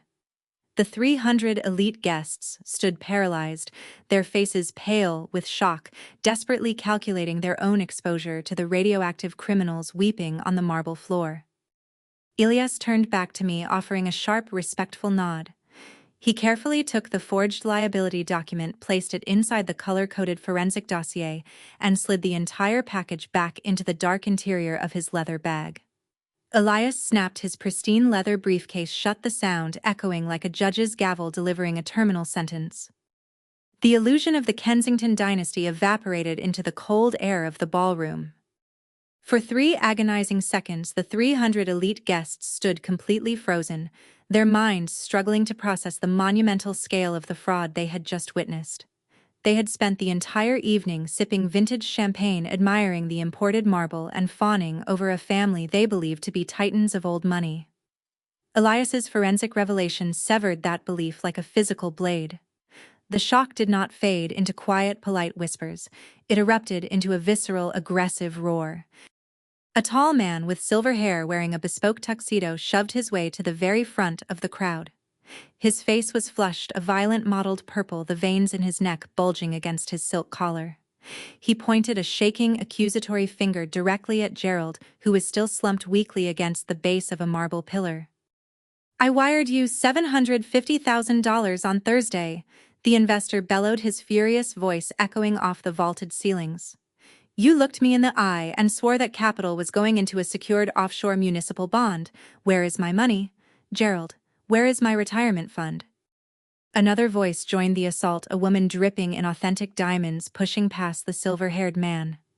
My family trusts you hold over $3 million of our liquid assets. You told me our quarterly dividends were delayed due to regulatory red tape. The mob mentality took absolute control. The polite networking aristocrats transformed instantly into a vicious cornered pack of wolves, realizing their fortunes had been fed into a fraudulent meat grinder. They surged forward, their polished leather shoes and stiletto heels crunching violently over the shattered remains of the 17th century Ming Dynasty vase. My private tactical security detail stepped smoothly in front of the bottom stairs, forming an impenetrable human barricade to prevent the enraged guests from rushing the landing, but they did absolutely nothing to protect the Kensingtons. Gerald raised his thick hands over his face, cowering against the cold stone pillar. He squeezed his eyes shut, shaking his head rapidly as the investors he had robbed screamed obscenities and demanded their funds. He was entirely defenseless. His booming baritone voice and aggressive physical posturing were entirely gone, replaced by the pathetic high-pitched whimpering of a cornered thief realizing there was no escape. A few feet away, Sylvia Kensington experienced her own brutal, instantaneous excommunication. She scrambled on her hands and knees across the floor, desperately reaching out to the wealthy socialites she had been air-kissing and flattering just an hour prior. She grabbed the hem of a woman's silk gown, her tear-streaked face looking up in a pathetic plea for solidarity and protection. The woman physically recoiled. She kicked her heel backward, yanking the expensive silk fabric out of Sylvia's grasp as if Sylvia's touch carried a lethal, contagious disease. The surrounding circle of elite friends, the very women Sylvia had relentlessly attempted to isolate me from, took synchronized, deliberate steps backward in pure, unadulterated disgust. Sylvia collapsed onto her stomach, weeping violently into the antique Persian rugs. Her counterfeit designer handbag tipped over, spilling cheap lipsticks and crumpled receipts onto the floor, a perfect visual metaphor for her empty, fabricated life. Vanessa fared no better. The fake influencer stood perfectly still in the center of the debris field, her mind actively short-circuiting as she witnessed the total annihilation of her brand. She turned her head slowly, looking at her two bridesmaids. The bridesmaid holding the smartphone had not stopped recording. In fact, she had stepped closer, her eyes gleaming with predatory delight.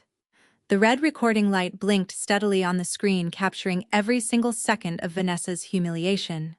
She was live-streaming the downfall of the Kensington Empire to thousands of eager followers, ensuring the disgrace was permanent and global. "Stop recording!" Vanessa croaked, her voice a hollow, raspy whisper. She reached a trembling, diamond-encrusted hand toward the camera lens. "Turn it off right now." The bridesmaid simply smirked, mirroring the exact malicious, entitled expression Vanessa had worn when she demanded my eviction from the property. She did not lower the phone. She angled the lens downward to capture the thick layer of white ceramic dust heavily coating the hem of Vanessa's silk gown. Vanessa's legs finally gave out. She dropped heavily onto her knees, landing directly in the center of the shattered porcelain. The jagged shards of the historical artifact she had carelessly destroyed scraped against her bare skin, but she did not even flinch. She stared blankly at the marble floor, her mouth hanging open in a silent scream. The high society aesthetic she had spent her entire adult life curating was obliterated in an instant. She was no longer a wealthy socialite. She was the daughter of a disgraced bankrupt felon, broadcast live to the world as a pathetic fraud. At the base of the grand staircase, my brother finally uncurled from his fetal position on the floor. Brendan's tailored tuxedo jacket was twisted awkwardly around his torso. His silk bow tie hung loosely over his collar, heavily stained with his own sweat and tears. He looked up at me, standing on the elevated landing.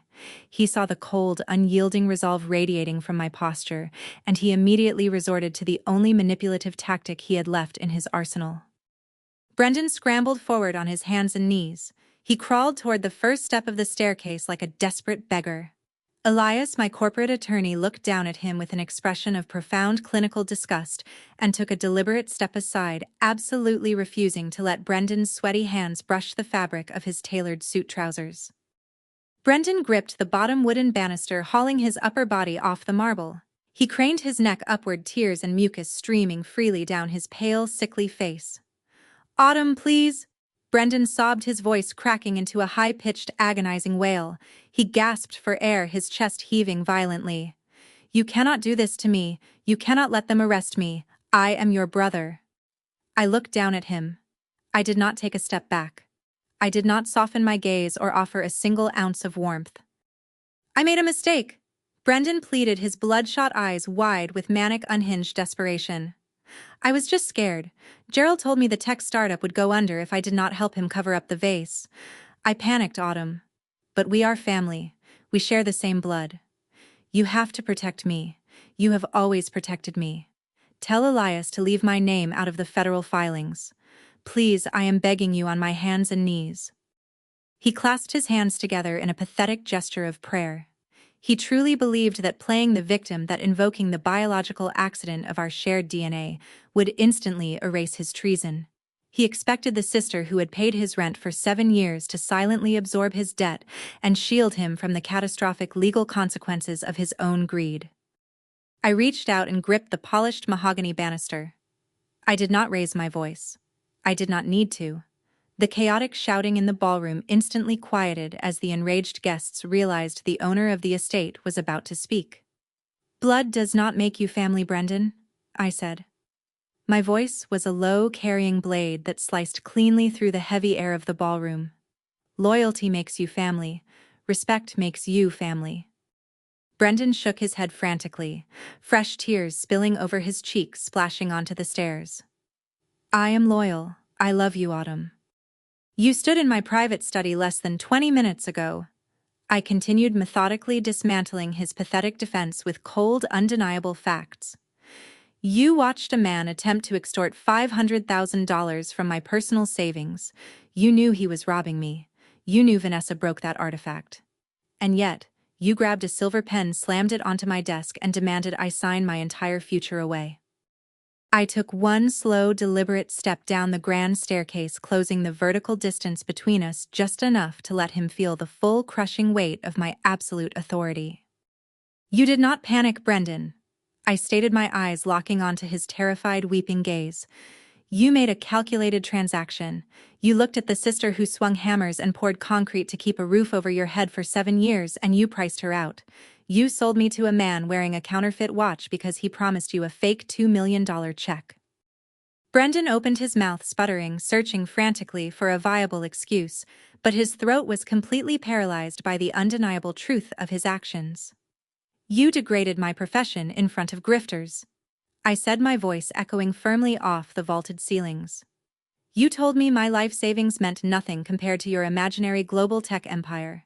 You demanded I sacrifice my pride for the greater good of your dynasty." I let the heavy silence stretch, watching the realization crush the last remaining breath from his lungs. "Well, Brendan," I whispered, the finality of the statement sealing his fate permanently. "This is my dynasty, and you are no longer a part of it." Brendan let out a guttural, agonizing shriek. He let go of the banister and collapsed backward onto the marble floor, curling his body into a tight, trembling ball.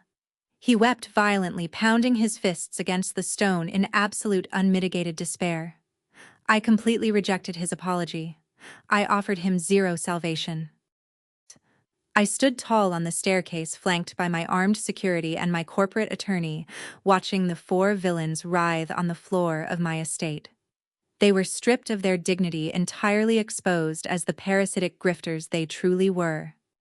The chaotic murmurs of the disgraced guests were suddenly violently silenced by the wail of approaching sirens. The high-pitched, piercing shrieks cut through the heavy oak walls and imported stone of Rosewood Manor, rapidly multiplying as multiple vehicles tore up the long gravel driveway. The flashing red and blue strobes painted the massive arched windows, casting erratic, frantic shadows across the vaulted ceilings and illuminating the terrified faces of the 300 elite attendees. The enraged investors who had just spent the last 2 minutes aggressively cornering Gerald Kensington immediately paused. They took deliberate steps backward, creating a wide, undeniable perimeter around the 4 weeping figures on the floor. The wealthy socialites and local politicians reached into their tailored tuxedo pockets and beaded evening bags. Hundreds of glowing smartphone screens rose into the air held aloft like weapons. The crowd had instantly pivoted from horrified victims to eager, ruthless spectators, entirely prepared to document the absolute destruction of the Kensington Empire.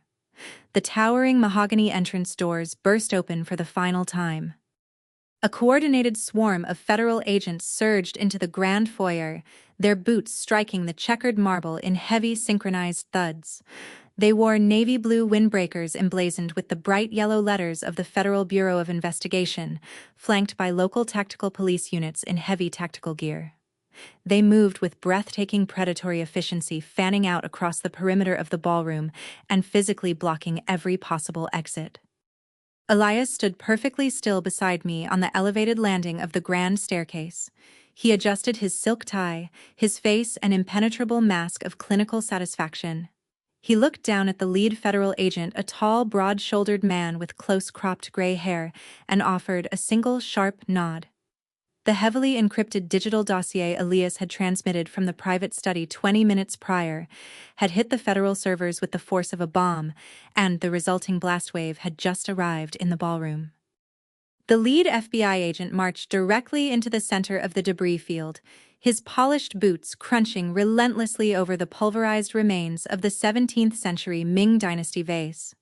He stopped directly in front of Gerald, who was still slumped weakly against the base of the marble pillar. Gerald Kensington, Sylvia Kensington, Vanessa Kensington, and Brendan. The agent paused, glancing down at a digital warrant illuminated on his mobile terminal, then looked directly at my brother. You are all being placed under immediate federal arrest. Gerald's head snapped up. The blood had entirely drained from his face, leaving his skin a sickly, translucent gray.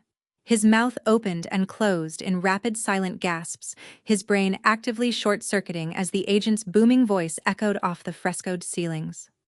You are being charged with massive corporate wire fraud, the systemic embezzlement of client funds, and attempted extortion. The agent announced, reading the charges with cold, unforgiving clarity.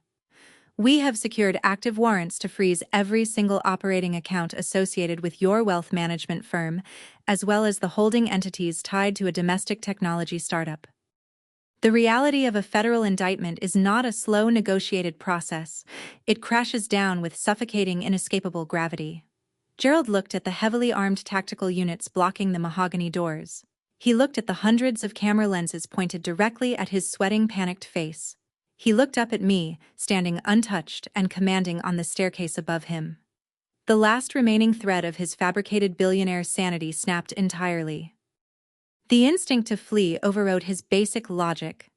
Gerald pushed himself off the base of the marble pillar, his heavy leather shoes scrambling wildly against the slick floor for traction. He let out a loud, guttural roar of blind panic and lunged toward the narrow corridor leading to the catering alcove, desperately hoping to find a service exit. He did not make it 3 steps. 2 tactical agents closed the distance instantly. They dropped their shoulders and drove their combined body weight directly into Gerald's torso. The impact was violent and immediate. Gerald crashed face first into the imported marble floor with a sickening, heavy thud that knocked the air completely out of his lungs. His thick arms flailed weakly, but the agents pinned his shoulders down, pressing their knees firmly into his spine. The cheap counterfeit watch on his wrist shattered against the stone, the glass dial splintering into pieces as a federal agent wrenched his wrists forcefully behind his back. Sylvia Kensington shrieked, a high-pitched, agonizing wail that tore through her throat. She tried to scramble backward on her hands and knees, clutching her fake designer handbag like a shield. "You cannot do this to us!" Sylvia screamed, her face twisted into a mask of pure, unadulterated hysteria. Her heavily sprayed hair fell into her eyes, completely ruining her aristocratic matriarch facade. "We are the Kensingtons. We have powerful lawyers. Do not touch me." A female FBI agent stepped forward, grabbing Sylvia by the elbows and hauling her aggressively to her feet. Sylvia kicked her expensive heels, thrashing wildly against the agent's iron grip, but the resistance was entirely futile. The agent expertly twisted Sylvia's arms behind her back, ignoring her pathetic, shrill demands for diplomatic immunity. Vanessa remained paralyzed in the center of the shattered porcelain. The white ceramic dust coated the bottom half of her heavy silk designer gown. She stared blankly at her father pinned to the floor and her mother thrashing against a federal agent. The fake influencer aesthetic she had spent her entire adult life curating was actively burning to ash in front of her. An agent approached her, extending a hand to pull her up from the floor. Vanessa did not fight. Her legs were completely numb. As the agent hauled her to her feet, the delicate fabric of her silk gown tore loudly against a jagged piece of porcelain.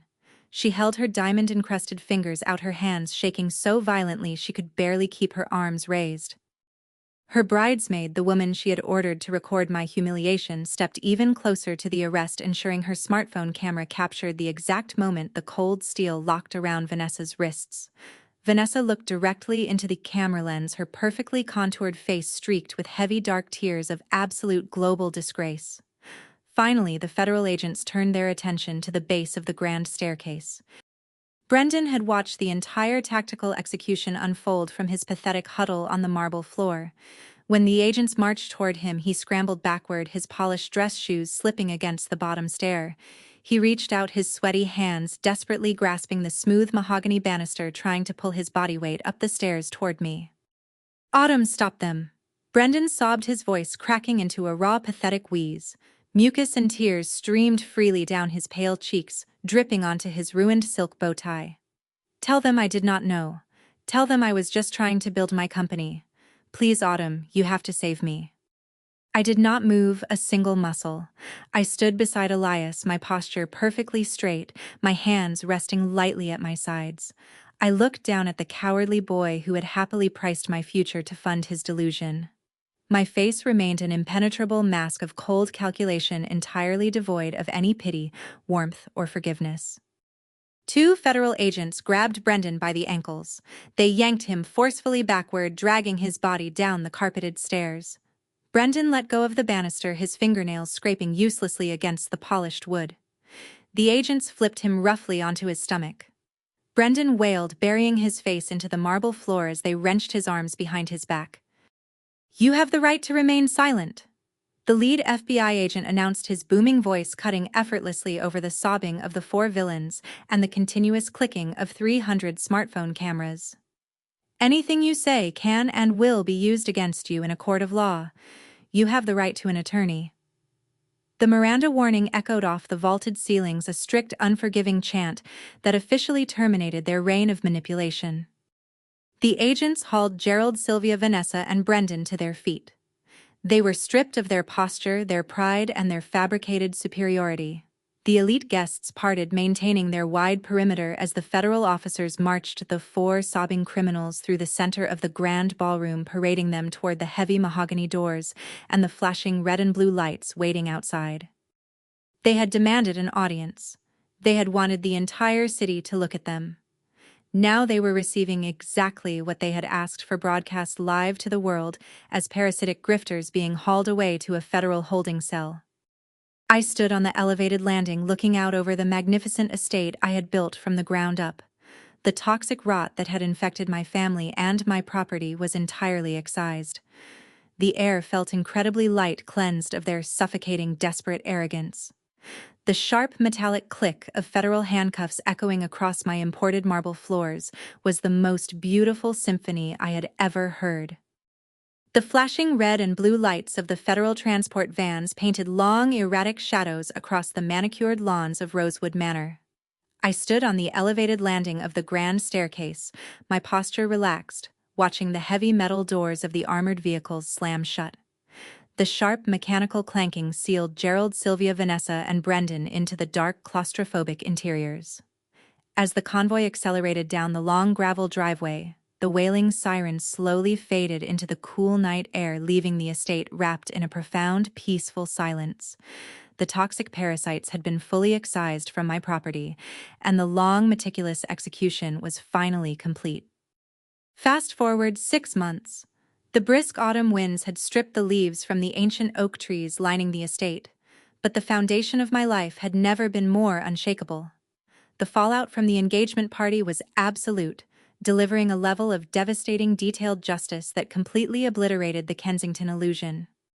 Gerald Kensington did not possess the financial leverage to secure high-powered corporate litigators. Stripped of his counterfeit assets and his fraudulent operating accounts, he was assigned a heavily overworked public defender. The federal prosecutors did not offer him a lenient plea deal. They presented the heavily encrypted digital dossier Elias had compiled, laying bare the full sickening extent of his massive Ponzi scheme. During the sentencing hearing, Gerald stood before the judge, his bespoke suits replaced by a shapeless standard-issue orange jumpsuit. The judge struck the wooden gavel with absolute finality, sentencing Gerald to 20 years in a maximum security federal penitentiary. The man who had aggressively boasted about $40 million in offshore liquidity now spent his days scrubbing aluminum trays in a prison cafeteria, earning exactly 23 cents an hour. Sylvia and Vanessa faced an equally brutal poetic reality. The federal government seized every single asset they possessed to pay mandatory restitution fees to the investors Gerald had actively robbed. Their luxury leased vehicles were repossessed by the banks. Their rented high-rise penthouse was immediately foreclosed, and their counterfeit designer handbags were confiscated as evidence of fraud. Stripped of their stolen wealth and permanently exiled from the elite social circles they worshipped, the mother and daughter were forced to enter the working class they had so viciously mocked. They currently work minimum-wage retail jobs at a discount clothing outlet on the industrial outskirts of the city. Vanessa, the fake influencer who had demanded I be thrown into the street for wearing a canvas work jacket, now spends 8 hours a day standing on her feet under harsh fluorescent lights. She spends her shifts unpacking cardboard boxes and folding cheap polyester shirts. The heavy silk designer gowns are gone, replaced by stiff, dusty retail uniforms and sensible rubber-soled shoes. Sylvia works the cash register right next to her daughter, forced to paste on a fake smile and offer polite subservience to the exact demographic of people she had spent her entire life degrading. Their high society aesthetic was completely crushed under the weight of their own staggering arrogance. My brother Brendan did not escape the blast radius of his own cowardice. His tech startup was immediately liquidated by federal auditors. The authorities discovered his explicit complicity in preparing his company ledgers to accept Gerald's laundered funds. Brendan is currently facing intense legal scrutiny, subjected to grueling multi-hour interrogations by fraud investigators. His passport has been permanently revoked, and his personal bank accounts remain frozen by the federal government. He lives in a cramped, unfurnished one-bedroom apartment, drowning in insurmountable legal fees. He sits alone, isolated by his own toxic greed. I have not answered a single one of his frantic phone calls. Blood does not earn a pardon for extortion, and I completely refuse to anchor my life to a man who lacks a spine. As for Rosewood Manor, the estate continues to thrive under my absolute control. On a quiet Tuesday morning, I sat at my heavy oak desk in the private study, the room completely reclaimed from the memory of Gerald's desperate threats.